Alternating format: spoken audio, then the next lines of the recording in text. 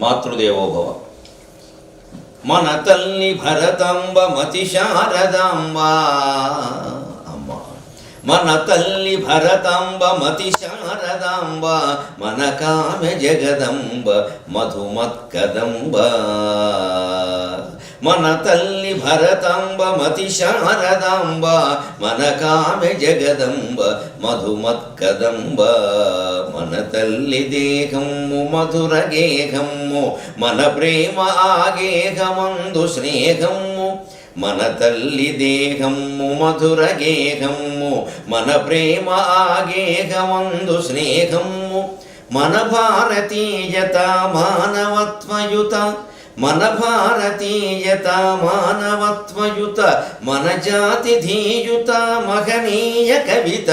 మన భారతీయత మానవత్వయుత, మన జాతి ధీయుత మహనీయ కవిత. మన మహర్షుల బుద్ధి మహితాత్మసిద్ధి, మన చిత్తశుద్ధియే మన సంపదృద్ధి. మన తల్లి భరతాంబ మతి శారదాంబ, మన కామె జగదంబ మధుమత్కదంబ. ప్రజ్ఞాభారతి వారు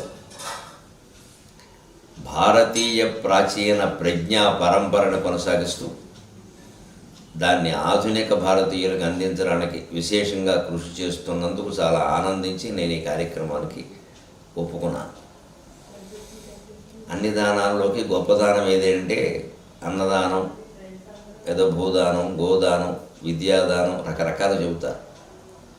కానీ అన్నేన క్షణికా తృప్తి యావజ్జీవంతు విద్యయా అన్నారు. అన్నదానం కంటే విద్యాదానం గొప్పదన్నారు. అన్నదానం ఎందుకు గొప్పది అంటే వెంటనే సంతృప్తి కలిగించేది అన్నం. ఎంత బాగా తినేవాడైనా పీక దాటి తినలేడు, బాబోయ్ వద్దు అంటాడు. అందుకని అన్నదానం ఎందుకు గొప్పది అంటే వెంటనే సంతృప్తి కలిగించి బాబోయ్ చాలు అనిపిస్తుంది. అక్కడికి పెట్టేవాడు సుఖపడతాడు తినేవాడితో పాటు. విద్యాదానం అంతకంటే ఎందుకు గొప్పది అంటే అన్నేన క్షణికా తృప్తికి యావజ్జీవంతు విద్యయా. అన్నదానం ఎంత గొప్పదైనా ఆకలి తీర్చిన అది క్షణికమే, మళ్ళీ సాయంత్రం వేసరికి మళ్ళీ మొదలయ్యే రాత్రికి ఏమిటి పొద్దున్న ఏమిటి అంటూ పెట్టింది ఎప్పుడో అరిగిపోయిందంటే. విద్యాదానం యావజ్జీవంతో జీవితాంతం ఉంటుంది. కానీ విద్యాదానం కంటే కూడా గొప్పది ఏమిటి అంటే జ్ఞానదానం. విద్య అంటే మామూలు మన పాఠశాల కళాశాల ఈ పద్ధతిలో వాడారు దాన్ని, జ్ఞానం అనే అర్థంలో కాదు. వేదాంతపరంగా విద్య అంటే జ్ఞానం, అవిద్య అంటే అజ్ఞానం. కానీ మనం అలా వాడడం లేదు కదా. విద్యార్థులు, విద్యా వ్యవస్థ, ఆ వ్యవస్థలోనే విద్యాదానం అంటే అది ఈ జీవితానికి పనికొస్తుంది. యావజ్జీవంతో విద్య అనుమానం వెళ్ళ చదువుకున్నవాడు ఆ సర్టిఫికెట్ పట్టుకుని ఉద్యోగం పొందుతాడు, ఆ జ్ఞానంతోనూ ఉపయోగం పొందుతాడు. కానీ వచ్చే జన్మకు ఉపయోగిస్తుందా, పూర్వజన్మ కర్మలను నశింపజేస్తుందా, శాశ్వతమైన మోక్షాన్ని ఇస్తుందా అంటే చెప్పలేం కదండి. ఆ ఇచ్చేది జ్ఞానం. అంచేత జ్ఞానదానం అన్నిటికంటే గొప్పది. ఆ జ్ఞానదానాన్ని ఎంతో వ్యయ ప్రయాసాలకి ఓర్చి ప్రజ్ఞాభారతి వారు చేస్తున్నారు. అందువారికి కరీంనగర్ సిద్దిపేట శాఖల వారికి ప్రత్యేకంగా అభినందనలు. మన ప్రార్థన పద్యంలోనే ఈరోజు మా అమ్మగారు బదులుగా నేను భారతమాత ప్రార్థన చేశాను. నిజానికి మాత, గోమాత, భారతమాత, జగన్మాత ఇవి ఊరికే విశేషణాలు తీసేస్తే అన్నీ ఒకటే. మాత అనేది అన్నింటిలోనూ ఉంటుంది. గో, భారత, జగత్తు అనేవి కలపడం వల్ల గోమాత, జగన్మాత, భారతమాత అయింది. కానీ లేకపోతే మాత. వీటన్నిటికీ మూలం మాతృభావన. ఆ మాతృభావన లేకపోతే సృష్టిలో ప్రేమ అనేదే లేదు. ఆ ప్రేమకి మూలమైనటువంటి మాతృభావనకి, భరత మాతృభావనకి మూలమైనటువంటి ప్రోత్సాహకరమైన ప్రార్థన నేను చేశాను. దాంట్లో ఉండే విశేషం ముఖ్యంగా మన భారతీయత మానవత్వయుత. హిందూ ధర్మం అంటే ఎందుకు దాని గురించి ప్రచారం చేస్తాం, దాని గురించి ఎంత పట్టుదలతో ఉంటాం. ఏమి ఇతర మతాలు లేవా, ఇతర ధర్మాలు లేవా, ఎవరి నమ్మకాలు వారివండి, మనకు మాత్రం నమ్మకాలు కావా. కానీ మనం కాదనేది లేదు. హిందూ ధర్మంలో ఉండే గొప్పతనం ఏమిటి అంటే దేవుడికి నిరాకారం మూలమని చెబుతూ సాకారం కూడా అంగీకరించింది. ఏ ఆకారంలో పూజించుకున్నా నీ ఇష్టం అని చెప్పింది. ఈ స్వేచ్ఛ మరే మతంలోనూ ఉండదు. అది కొంత దుర్వినియోగం అయినప్పటికీ కూడా స్వేచ్ఛను స్వేచ్ఛగా అంగీకరించవలసిందే. మనం స్వేచ్ఛ అనేది అందరికీ ఉండవలసింది. దుర్వినియోగం అయితే దాని మీద చర్యలు తీసుకుంటాం, అదుపులో పెడతాం, వేరే విషయంగా స్వేచ్ఛ వద్దంటే ఎలాగా. అంచేత మత స్వేచ్ఛ, ఆరాధనా స్వేచ్ఛ అనేది ఏదైనా ఉంటే హిందూ ధర్మంలో మాత్రమే ఉంది. ఇదే పేరు, ఇదే నామం, ఇదే రూపం, ఇంక నువ్వు మరో మాట మాట్లాడడానికి వీలు లేదు అన్నంత కర్కశంగా పశుప్రాయంగా హిందువులు ఎవరూ సంచరించారు. ఇది ఎందువల్ల వచ్చింది? మానవత్వానికి ప్రాధాన్యం ఇచ్చింది భారతీయ సంస్కృతికి. కేవలం నువ్వు భారతీయుడివే కావక్కర్లేదయ్యా, విశ్వంలో ఎక్కడున్నా పర్వాలేదు. మన మహర్షుల బుద్ధి మహిత ఆత్మసిద్ధి. అంతిమంగా ఆత్మసిద్ధి పొందాలి ఏ మనిషి అయినా. ఎంత సంఘ సంస్కరణ చేసినా సరే చివరికి ఆత్మోద్ధరణ చేసుకోకపోతే అతని జీవితం కొంత వ్యర్థమైనట్టే లెక్క. ఈ సంఘ సంస్కరణ కారణంగా ఈ పరోపకారం కారణంగా ఈ దేశభక్తి వీటన్నిటి కారణంగా కూడా ఉత్తమ జన్మ రావచ్చు, కానీ మోక్షం రావు. అంటే దేశభక్తి దైవభక్తి రెండు నేత్రాలుగా మన భారతీయ విద్యలో ఉంటాయి. విద్యార్థికైనా ఉపాధ్యాయుడికైనా విద్యా వ్యవస్థ స్వరూపమైన సరస్వతీదేవికైనా రెండు నేత్రాలు ఏమిటంటే దేశభక్తి దైవభక్తి. దేశభక్తి ఎందుకు అంటే స్వార్థం నశించిపోయి 10 మంది కోసం పాటుపడ్డాను. దేశం అంటే 10 మందే కదా, మన మనుషులంతా కలిస్తేనే కదా దేశం. దైవభక్తి ఎందుకు అంటే ఈ సంఘ సంస్కరణతో ఆగిపోకుండా, ఎందుకంటే ఇది ఎంత చేసినా తినలేదు కాదు, ఇది ఇంకా చేయవలసి ఉండదు. ఎంతోమంది మహానుభావులు ఇదివరకు చేశారు, ఇప్పుడు చేస్తున్నారు, ఇక ముందు చేస్తారు. అయినా ఈ సమాజ పరిస్థితి ఎలాంటిది అంటే వివేకానందుడే చెబుతాడు ఒక చోట, ఇది ఒక కుక్కతోక లాంటి వ్యవహారం అంటాడు. దీన్ని నువ్వు వంకర తీయడం ఎంతవరకు అంటే పట్టుకున్నంతసేపే అంటాడు, నువ్వు వదిలేస్తే మళ్ళీ మామూలు అంటే. ఏదో పెద్ద సంస్కరణ కందుకూరు వీరేశలింగంగా తీసుకొచ్చారు, స్త్రీ వితంతు పునర్వివాహం అని తీసుకొచ్చారు. పాపం చాలా సంతోషించారు. మొదట్లో చాలామంది వ్యతిరేకించారు, అర్థం చేసుకోలేదు. తర్వాత పాపం ఆ బక్క బ్రాహ్మడు ఎందుకంత తాపత్రయపడుతున్నాడో అర్థం చేసుకున్నారు. అయ్యో బాల వితంతువులు ఉన్నారు, వాళ్ళని అలా ఉంచితే అలాగే బాగానే ఉండాలి. ఇవాళ అది మారి మారి మారి మారి పునర్వివాహం అనేది మారి ఇవాళ ఎలా మారిందో చూడండి. వితంతువులేం కర్మ, సతంతువులే 16 పెళ్ళిళ్ళు చేసుకుంటారు. ఎవరు ఎప్పుడు ఎవరిని విడిచిపెడతారో, ఎవరు ఎప్పుడు పెళ్లి చేసుకుంటారో, పిల్లల గతి ఏమిటో అడిగేవాడు ఎవడు లేడు. పిల్లలకి పెళ్ళిళ్ళు వచ్చినా సరే వీడి పెళ్ళిళ్ళు చేసుకుంటారు. అంటే ఇప్పుడు వీరేశలింగ గారి సంస్కరణను మనం కాదంటామా? లేదంటే ఆయన చెప్పింది ఎవరికి? వితంతువులకి, అందులో బాల వితంతువులకి. పెళ్ళి అయిన వాళ్ళకి పెళ్ళి ఆయన చెప్పాలి. అలా చెబితే ఆయన ముందే వ్యతిరేకించేవాడు. ఇక బుద్ధి లేదు ఆయన.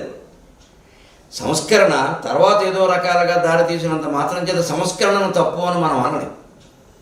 అంచేతనం ఈ దేశ సంస్కరణ, సంఘ సంస్కరణ అనేవి ఎలాంటివంటే చాలా గొప్పగా చెబుతారు. మానవ జీవితాన్ని మించి ఇంకేం లేదని, మానవత్వమే పరమావధి అని ఏవో చెబుతారు. కానీ ఎంత మానవత్వం ప్రదర్శించినా మానవులందరినీ కృతయుగంలో మానవుల్లాగా చాలా మంచివాళ్ళలాగా రోడ్డు మీద ₹1 పెట్టినా సరే ఎవడు తీసుకునే విధంగా, సంత బజార్లో పెట్టినా సరే తీసుకునే విధంగా ఉండేంత గొప్పవాళ్ళగా చేసినా సరే ప్రపంచం నడవదు. మళ్ళీ ఓ ఇద్దరు తయారవుతారు వెంటనే, మీకొద్దు, మీకు అక్కర్లేకపోతే మాకు అక్కర్లేదని పోటీ పట్టుకుపోతాడు. పైగా ఇద్దరిని పొడిచి పట్టుకుపోతాడు. వీడు ఎక్కడి నుంచి వచ్చేవాడు అంటే కృతయుగంలో కూడా ఉన్నాడు. ఎక్కువ మంది మంచివాళ్ళు ఉండడం వల్ల దాన్ని కృతయుగం ఉన్నారు, కానీ 100కి 100 పాళ్ళు మంచిది కాదు. ఇది కృతయుగంలోనే ఇప్పుడు హిరణ్యకశ్యపుడు వధ జరిగింది. ఎందుకు? విష్ణుమూర్తి అవతరించాడు కృతయుగంలో పని లేక. మంచివాళ్ళే ఉంటే అప్పుడు కూడా రాక్షస సంహారం జరిగింది కదా, హిరణ్యాక్ష సంహారం, హిరణ్యకశ్యపు సంహారం, ఇవన్నీ కృతయుగంలోనే జరిగాయండి. మరి ఎందుకు జరిగింది? ఎక్కువ మంది మంచివాళ్ళు ఉంటారని అర్థం దానికి, అంతే. అంతేగాని ఒక్కడు కూడా చెడ్డవాడు ఉంటూ ఎక్కడ ఏమీ జరగదు అని కాదు అక్కడ అర్థం. అలా మనం తీసుకోగలిగితే మన హిందూ ధర్మం యొక్క, భారతీయత యొక్క గొప్పతనం ఏమిటంటే మహర్షుల బుద్ధి మహిత ఆత్మసిద్ధి, మన చిత్తశుద్ధియే మన సంపదృద్ధి. ఆత్మసిద్ధి పొందాలి అంతిమంగా. వ్యక్తిగా నువ్వు బాగుండాలి, వ్యవస్థను బాగు చెయ్యాలి. వ్యక్తి బాగుండకపోతే వ్యవస్థ బాగుండదు. వ్యవస్థ ఎంత గొప్పగా ఇనప గోడలు కట్టినా సరే ఈ వ్యక్తి అనే ఎనక చాలండి, ఇనప గోడను కూడా తవ్వేస్తాడు వీడి దుంపదగా, అనుమానం లేదు. ఇనప గోడ కూడా కన్న వేసేస్తాడు. ఈ ఎలక వీడి పళ్ళు ఎలాగోలా ఉపయోగిస్తాడండి. అంటే వ్యక్తిని సంస్కరించవలసింది. ప్రజ్ఞాభారతి అన్నారు. నాకు ఎందుకంత గౌరవం అంటే ఆ వ్యక్తి సంస్కరణ మీద దృష్టి పెడతారు. పల్లెటూళ్ళలో శాఖలు పెట్టి ప్రతి వ్యక్తిని సంస్కరించాలి మనం. కులభేదం వద్దు, మతభేదం వద్దు, ప్రాంతభేదం వద్దు, అందరం భారతీయులమే. వ్యక్తి ముందు బాగుండాలి. నేను లంచం తీసుకోకూడదు అని ఒకడు మానసికంగా దృఢమైన సంకల్పం చేసుకుంటేనండి సత్యహరిశ్చంద్రులా ఉంటాడండి. పెళ్ళాబిడ్డలు నమ్మేస్తాడు కదా, లంచం తీసుకోడంతే. అంత దృఢ సంకల్పం ఉంటే నడుస్తుందండి.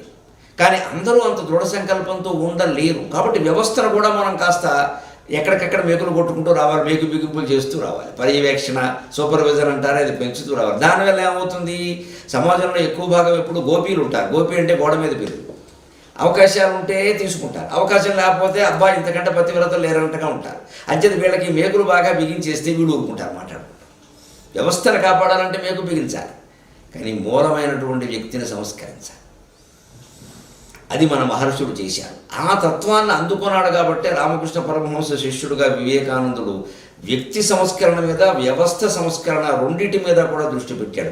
అదిగో భారత జాతి తాత్విక వచో హర్యక్షనాదము, అదిగో భారత జాతి తాత్విక వచో హర్యక్షనాదము, క్రక్కదలించెన్ మతవాద భేదములనే, క్రక్కదలించెన్ మతవాద భేదములనే, కన్యాకుమారి అగ్రపీఠి దిశావేశములోకమైన దిశావేశములేకమైన ఒక ధాటి కూటమయ్యొప్పెనౌరా, దిశావేశములేకమైన ఒక ధాటి కూటమయ్యొప్పెనౌరా, దివానాథుని ఆత్మతేజము వివేకానందమై పొల్చెనో, దివానాథుని ఆత్మతేజము వివేకానందమై పొంచెనో. సూర్యుడు దిగొచ్చి అవతారం ఎత్తితే తప్ప వివేకానందుడు పుట్టే అవకాశం లేదండి. ఆయన తేజస్సు ఉంటుంది. భారత జాతి తాత్విక వచో హర్యక్షనాదం. ఒక సింహం గర్జిస్తే ఎలా ఉంటుందో వివేకానందుడు మాట్లాడితే ఎలా ఉంటుంది. అందుకే ఆయన మాటలు ఎలా ఉంటాయో సాక్షి వ్యాసాల్లో పానుగంటి లక్ష్మీనరసింహారావు గారు ఒక సందర్భంలో చెబుతారు. కొన్ని వేల సంవత్సరముల క్రిందట సింధు నదీ సైకతములందు జ్ఞానయోగ పట్టభద్రులకు ఋషిసింహములు వైచిన రంకెలు బ్రహ్మపుత్ర గుహానికేతములం రోగి అడ్డసుడిగా మరలి హిమాలయ పర్వతములను పునాదులు అదరున్నట్లు ఢీకొని దక్షిణాపథంబుగా సాగి వింధ్య పర్వత పంక్తినొక్క పెట్టుబెట్టి మలయాద్రునొక్క తన్ను దాన్ని రప్మని పైకెగిరి పశ్చిమార్ధగోళమున జర్మనీ దేశమున మురుగుచుండగా పునఃసృష్టి వరకు మోగవలసి ఉండగా నాయనలారా మీకు ఆ ఋషిసింహ గర్జనములు వినంబడుటే లేదా అన్నాడు ఆయన. వివేకానందుడు మాట్లాడితే ఎలా ఉంటుంది? పానుగంటి వారి వ్యాసాల్లో మాటల్లో ఉంటాయి. అంత ఋషిసింహాలు సింధు నది సైకతాల్లో ఇసుక తిన్నెల మీద కూర్చుని అన్నం మానేసి నీళ్లు కూడా తాకుండా కమండలోదకం తప్పితే వేరే ఏదీ లేకుండా ప్రాణం నిలపడం కోసం అవసరమైనప్పుడు మాత్రమే రోజు మొత్తం మీద ఒకసారో రెండుసార్లు గుక్కడు నీళ్లు మాత్రమే తాగి ఉపవాసాలు చేసి తపశ్శక్తి ద్వారా మహత్తరమైన విషయాలన్నీ తెలుసుకుని వేదాలు, శాస్త్రాలు, పురాణాలు, కావ్యాల రూపంలో అందిస్తే ఏం చేస్తున్నారయ్యా మీరు ఈవేళ అన్నాడు. నాయనలారా ఆ ఋషిసింహ గర్జనములు మీకు వినంబడుటే లేదా అన్నాడు. ఎన్ని పెద్ద ఓల్డ్స్ పెట్టి మైకులు పెడితే మీకు వినపడతాయి ఇవి? ఎందుకు ఈ జాతి పరంపరను మీరు మర్చిపోయారు? ఆపద వచ్చినప్పుడైనా గుర్తు రావట్లేదా? మీకు ఆపద వస్తే గుళ్ళ చుట్టూ తిరుగుతారే, అభిషేకాలు చేయిస్తారే, పూజలు చేయిస్తారే, మోకాళ్ళ మీద నడిచొస్తాం, మునివేళ్ల మీద నడిచొస్తామని మొత్తుకుంటారే. కాశ్మీర్కి ఆపద వస్తే ఎవడు మాట్లాడే ప్రధానమంత్రి తప్ప, దేశానికి ఆపద వస్తే ఎవడు మాట్లాడే సైనికాధికారి తప్ప. మనకెందుకు మనకెందుకు మనకెందుకు? అయ్యో సైనికులు నిర్వీర్యులు అవుతారేమో అని కూడా ఆలోచించకుండా రాజకీయపు కోతలు కూస్తున్నారే. దేశభక్తిని శంకిస్తూ ఇలాంటి ప్రపంచంలో మనం బతుకుతున్నాం. ఇప్పుడు మళ్ళీ ఈ వివేకానందుడు బోధనలు అందుకోసం అవసరం. ఈ నక్కలు కుక్కలు పారిపోవాలంటే ఒక సింహం గర్జించాలి. ఆ వివేకానందుని గర్జన వినిపించేటువంటి అవకాశం ఈ నరసింహానికి వచ్చినందుకు నేను సంతోషిస్తున్నాను. ఆ సింహ గర్జన వినాలి. తాత్విక జాత్ భారత జాతి తాత్విక వచో హర్యక్షనాదం. భారతీయ తత్వశాస్త్రంలో ఉండే మాటలన్నీ సింహగర్జన రూపంలో వినిపిస్తే అది వివేకానందుడు. క్రక్కదలించన్ మతవాద భేదములని. శంకరాచార్య పుట్టే కాలం నాటికి ఉన్నట్టే వివేకానందుడి కాలం నాటికి శైవం, వైష్ణవం, శాక్తేయం, హిందూ మతంలోనే 100 శాఖలు ఉన్నాయి. దీనికి తోడు విదేశాల నుంచి కొన్ని మతాలు వచ్చి ఇక్కడ మన పునాదులు కదిలించేసేలాగా. వేళ ఇతర మతాల పరిస్థితి ఎలా ఉంది అంటే మనం తలుచుకుంటే మన వేదాలు కానీ, మన శాస్త్రాలు కానీ, మన పురాణాలు కానీ, మన పునాదుల్ని గట్టి చేసే లేదో మనం చెప్పలేం. కానీ వీళ్ళు చేస్తున్న ప్రచారం మన పునాదులను కదిలిస్తుందండి. విగ్రహాలను పగలగొట్టేస్తుందండి, విధ్వంసానికి కారణమవుతుందండి. ఇది మనం ఎదుర్కొని తీరవలసిందే కదా. ఎలా వదిలేస్తాం విషయాన్ని?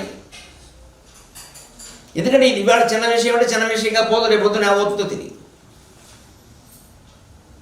తీసుకోవలసిన చర్యలు తీసుకోవలసిన వారు తీసుకోవలసిందే, తీసుకోకపోతే తీసుకునేలా చేయవలసిందే. ఇవాళ కేవలం ఒక విగ్రహమో విష్ణువో విశ్వాసంతో ఆగే విషయం కాదు ఇది. యావత్ భారతీయత, యావత్ సంస్కృతి, విశ్వానికి మొత్తం ఆరాధనీయమైనటువంటి సంస్కృతి వేళ ప్రమాదంలో పడింది. ఇంత వైవిధ్యం, ఇంత స్వేచ్ఛ, ఇంతటి యోగ సమన్వయం మరి ఎక్కడ ఉండదండి. ఆ రోజుల్లోనే అంత కృషి చేశాడు ఆయన. దానికి ఏం చేశాడు? ముందు కన్యాకుమారి అగ్రపీఠి దిశావేశము లేకమైన ఒక ధాటీకూటమై ఒప్పినవరా అన్నాను నేను. సాగర ఘోష కావ్యంలో వివేకానందుడి గురించి వరుసగా పద్యాలు రాస్తూ కన్యాకుమారి తీరంలో అక్కడ కూర్చొని తపస్సు చేశాడండి కొన్ని రోజుల పాటు కదలకుండా, అన్నం నీళ్లు లేకుండా. ఎందుకు తపస్సు? సంఘ సంస్కరణ చేసేవాడు ఎవరు తపస్సులు చేయలేదే. ఊరికే కాళ్ళు ఎరిగేలా బయలుదేరారు ఓ తుండుకోట వేసుకుని. తపస్సు చేస్తే కానీ చేసిన సంస్కరణ నిలబడదు. మీకు అనేక రకాల సన్యాస పీఠాలు మఠాల్లో అనేక రకాల అపచారాలు మనం వింటాం అప్పుడప్పుడు. రామకృష్ణ మఠంలో వినాం. కారణం రామకృష్ణుడి తపస్సు, వివేకానందుడి తపస్సు. అసలు వాళ్ళకి ఆలోచనే రాదు ఆ సన్యాసుడికి. ఎందుకని ఆ వెనకాల ఒక వ్యక్తి తపస్సు ఉంది. అలాగని వీళ్ళది లేకపోలేదు. వీళ్ళ తపస్సు మీద ఆధారపడి కూర్చోలేదు. వీళ్ళు చేయవలసింది, వీళ్ళు పడవలసిన తాపత్రయం వీళ్ళు పడ్డారు. కానీ వెనకాల తపస్సు. పిల్లలు బాగా పెరగాలి అంటే తల్లిదండ్రుల యొక్క కృషి ఉండవలసిందే కదా. తపస్సు ప్రేమ ఉండవలసిందే. కానీ ఆ ప్రేమతోనే అయిపోతున్నా పిల్లలు కూడా చుట్టూ వాతావరణం కూడా బాగుండాలి. వీళ్ళు ఎంత ప్రేమించినా ఎంత జాగ్రత్తగా చూసినా చుట్టూ వాతావరణం బాగుండకపోతే చెడిపోతారు. అంటే మహానుభావుల తపస్సులు మన దేశాన్ని మన వారసత్వాన్ని కాపాడడం అనేది నిజమే. అయినా మనం చూసుకోవాలి కదా. జరుగుతున్న దాన్ని మనం వదిలేస్తే అలాగా ఎంతవరకు అవే కాపాడుతాయంటే ఎన్నేళ్ళు కాపాడితే. తపస్సు కూడా ఇప్పుడు ఎలాంటిదంటే తెలిసిన వాడిగా చెబుతున్నా ఒక మాట తపశ్శక్తి గురించి. బ్యాంక్ డిపాజిట్ లాంటిది. ఖర్చు పెడితే అయిపోతుంది, చెక్కు రాస్తే అయిపోతుంది. పెళ్లికి రాసినా తదినానికి రాసినా చెక్కే. బ్యాంక్ మేనేజర్ దాంతో సంబంధం లేదు. తపశ్శక్తి అంతే. శాపం ఇచ్చినా అయిపోతుంది, వరం ఇచ్చినా అయిపోతుంది. వరం ఇస్తే పావలా అయితే, శాపం ఇస్తే ₹10 అవుతుంది లెక్క. ఎందుకంటే కోపం వచ్చింది అక్కడ. వరం ఇచ్చేవాడు ప్రసన్నంగా ఇస్తాడు, శాపం ఇచ్చేవాడు కోపంగా ఇస్తాడు. కోపంగా ఖర్చు పెడితే ఏమవుతుంది? ఎక్కువ అవుతుంది. ఎందుకని? మనకు చూడండి, మన ఒంట్లో రక్తం ప్రసన్నంగా మాట్లాడినప్పుడు కూడా కొంత ఖర్చు అవుతుంది, 10 పైసలు ఖర్చు అవుతుంది. కోపగించి మాట్లాడామనుకోండి పావలా ₹10 ఖర్చు అవుతుంది. అది వరము శాపం కూడా అంతే. వరం ఇచ్చినా ఖర్చు అవుతుంది. తపశ్శక్తి. అందుకే మహర్షులు ఎవరికి వరాలు ఇవ్వకూడదు కాబట్టి సత్వగుణం కూడా ఉండకూడదు, జాలి కూడా ఉండకూడదు. హిమాలయాల కొండ గుహల్లో కూర్చుంటారు వెళ్ళి. అందుకని కాకినాడ బానుగూడు జంక్షన్లోనూ హైదరాబాద్ అబిడ్స్ జంక్షన్లో మహర్షులు తపస్సు చేయరు. సాయంత్రానికి వీళ్ళ తపస్సు మొత్తం ఖాళీ అవుతుంది. అందరూ వచ్చి కాళ్ళ మీద పడతారు. అది కావాలి ఇది కావాలి ఏడుస్తారు. వాడు ఏడుపు కూడా చూడలేదు. భగవంతుడిలాగే మహర్షులకి ఒకే ఒక గుణం ఉంటుంది, మిగిలిన గుణాలు ఉండవు. గుణాతీతులు వాళ్ళకు ఉండే ఒకే ఒక గుణం జాలి, దయ, కరుణ. ఏడిస్తే చూడలేదు. మహాపాపాలు చేసిన వాళ్ళందరూ వచ్చి వాళ్ళ కాళ్ళ మీద పడి ఏడుస్తారు, వీళ్ళు క్షమిస్తారు. వీళ్ళు తపస్సుకి ధారపోస్తారు. వాళ్ళ రోగాల నుంచి బయటపడ్డారు. వీళ్ళకి పట్టుకుంటాయని ఈ ఇబ్బందులు. అందుకే వాళ్ళు వెళ్ళిపోయి కొండ గుహల్లో కూర్చుంటారు. లేకపోతే ఇక్కడ ఉండలేక భయంకర ధ్వనుల మధ్యలో కూడా వివేకానందుడు తపస్సు చేయగలడు. ఆయన గురువు ఆయన చేయించాడు ఆ తపస్సు. అంతలో యోగ సమన్వయం సాధించాడు వివేకానందుడు. అదే మనం ఇవాళ చతుర్యోగ సమన్వయం పేరు మీద రాజయోగం, భక్తి యోగం, కర్మయోగం, జ్ఞానయోగం 4టిని వివేకానందుడు ఏ రకంగా సమన్వయం చేశాడో చెప్పుకోవచ్చు. దానికి ముందు ఆయన తపస్సు చేశాడు. అలాంటి మహానుభావుడు దివానాథుని ఆత్మతేజం కాకపోతే అంత పని చెయ్యలేడు. ఇప్పుడు మనం ఉన్న సమయంలోనే జాగ్రత్తగా 4 యోగాలు సమన్వయాన్ని వివేకానందుడు ఎలా చేశాడో అలా తెలుసుకునేటువంటి ప్రయత్నం చేద్దాం. చతుర్యోగాలు మీరు సమన్వయం చేయాలంటే ఈ సామాన్య ఏదో ఇడ్లీ సాంబార్ కలిపిన తేలికైన వ్యవహారం కాదు ఇది. ఒక్క రాజయోగం మీదే వివేకానందుడు 15 రోజులు మాట్లాడాడు. మనం 15 గంటలైనా మాట్లాడచ్చు రాజయోగం మీద. అటువంటిది ఇప్పుడు గంటన్నర సమయంలో కర్మయోగం, రాజయోగం, భక్తి యోగం, జ్ఞానయోగం 4 సమన్వయం చేయడం అంటే నిజానికి కత్తి మీద సామె. కానీ యథాశక్తి వివేకానందుడు ఎందు ఉండేటువంటి గౌరవ భావంతో ఆయన పాదాలకు నమస్కారం చేసి నా ప్రయత్నం నేను చేస్తాను. కర్మయోగం, భక్తి యోగం, రాజయోగం, జ్ఞానయోగం 4టిలోనూ ఉన్నదేమిటి? యోగం. ఎప్పుడు లెక్కల్లో చెబుతూ ఉంటారు కదా, కామన్గా ఉన్నదాన్ని బయటికి లాగండి అంట. అంచేత యోగం అనేదాన్ని బయటికి రాదు. యోగం తెలుసుకుంటే మిగిలినవి తెలుస్తాయి. క్లాస్ అనే దానికి అర్థం తెలుసుకుంటే 6th క్లాసు 7th క్లాసు అన్నిటికీ అర్థాలు చెప్పచ్చు. తరగతి అంటే తెలియపోతే అలాగే. అంచేత యోగం అంటే ఏమిటి? కలయిక. ప్రకృతిలో ఉండే త్రిగుణాల కలయికనే యోగం అంటారు. యోగ మాయ అని ఎందుకంటారంటే ఈ కలయిక పెద్ద మాయ. ఎందుకంటే ఎప్పుడు ఏ గుణం పైకి వస్తుందో, ఏ గుణం లోపలికి వెళుతుందో, ఏ గుణం ఉంటుందో, ఏ గుణం ఉన్నట్టు కనిపించి ఉండదో, ఏ గుణం ఉండనట్టు కనిపించి ఉంటుందో తెలియదు. అందుకే దీన్ని యోగ మాయ అంటారు. శంకరాచార్య స్వామి భగవద్గీత వ్యాఖ్యానంలో చెబుతారు యోగమాయకి సరైనటువంటి అర్థం. యోగం అంటే ప్రకృతిలో ఉండే 3 గుణాల కలయికనయ్యా. యోగం అంటేనే కలయిక కదా. యుక్ అంటే కలవడమే కదా. యుక్తమైంది, దాంతో యుక్తం సంయుక్తం అంటే కలిసిందే కదా.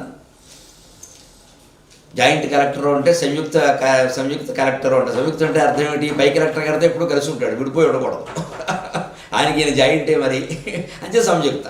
అంతే యోగం అంటే కలవడం కదా, కలయిక కదా. ఏమిటి కలయిక అంటే త్రిగుణాల కలయిక. త్రిగుణాల కలయిక ఎలాంటిదంటే ఆడవాళ్ళ జడ లాంటిది. జడ అల్లకముందు చూడండి, అల్లకముందు చూడటం ఇవాళనే అవే చూస్తున్నాం. మొత్తం ఎక్కడ చూసినా చింపులు చుట్టే జడ వరకు ఉంది. జడ ఉంటే 18 చెబుతామని 10 ఏళ్ళుగా చూస్తున్నా, కనపడలేదు నాకు. అందమైన జడ మీద 3 పద్యం చెప్పేవారు పూర్వం. నాకు పద్యం చెప్పడానికి నేను సిద్ధమే. జడ ఇది, జడ పదార్థాలే ఉన్నాయి, జడ లేదు.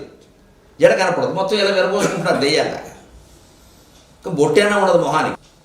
కానీ జడ వేసుకుంటే ఉండే గొప్పతనం ఏమిటంటే ఆడవాళ్ళకి కాదండి, మగవాళ్ళకు కూడా ప్రయోజనం.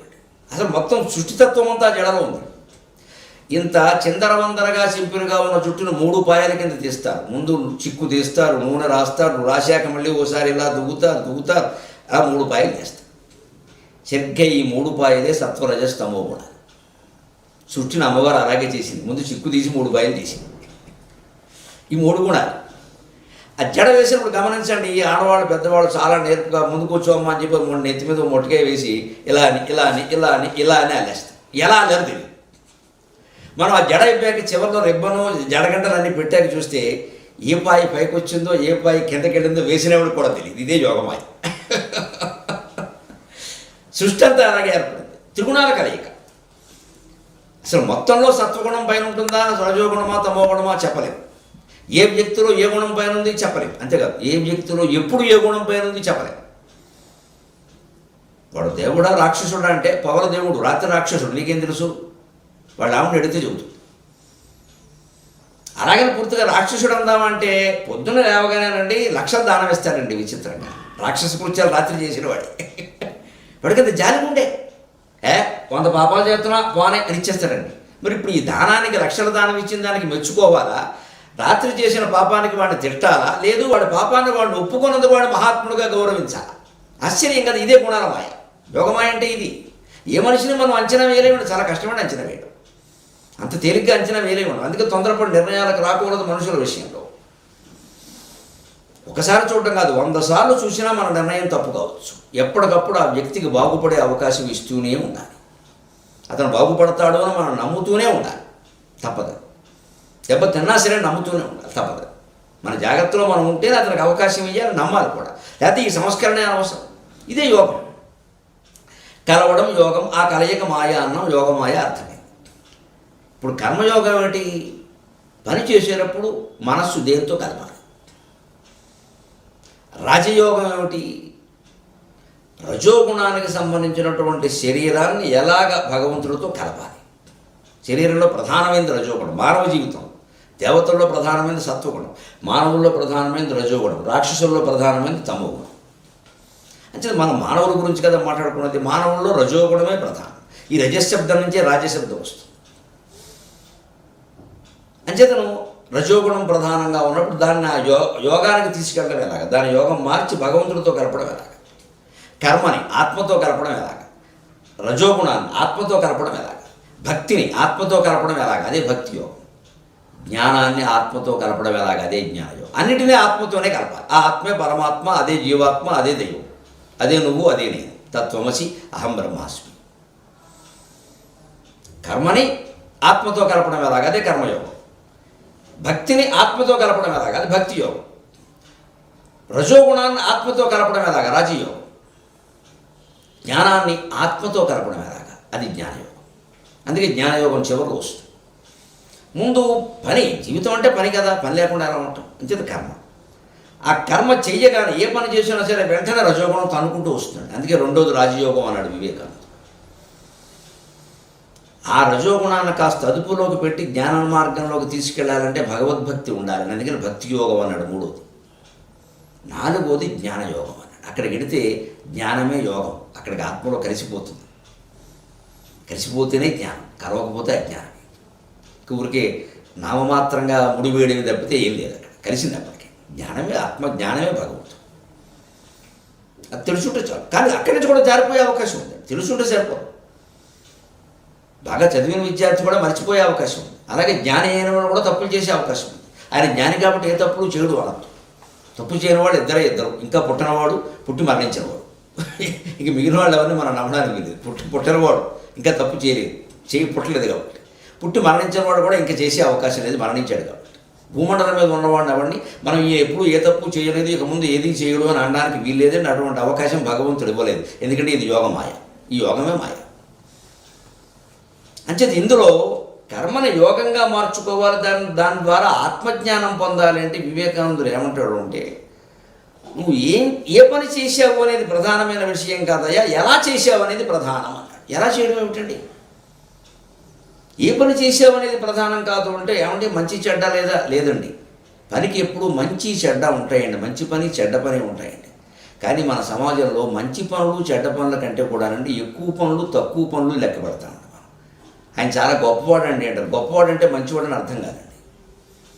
గొప్పవాడు అంటే మంచివాడు అనే అర్థమైతే ఫలానా క్రీడలోనో, ఫలానా సినిమాల్లోనో, ఫలానా పాటల్లోనో, ఫలానా ఆటల్లోనో గొప్పవాళ్ళు అనద్దండి. వాళ్ళు మంచివాళ్ళు కాదు మీకెలా తెలుసు?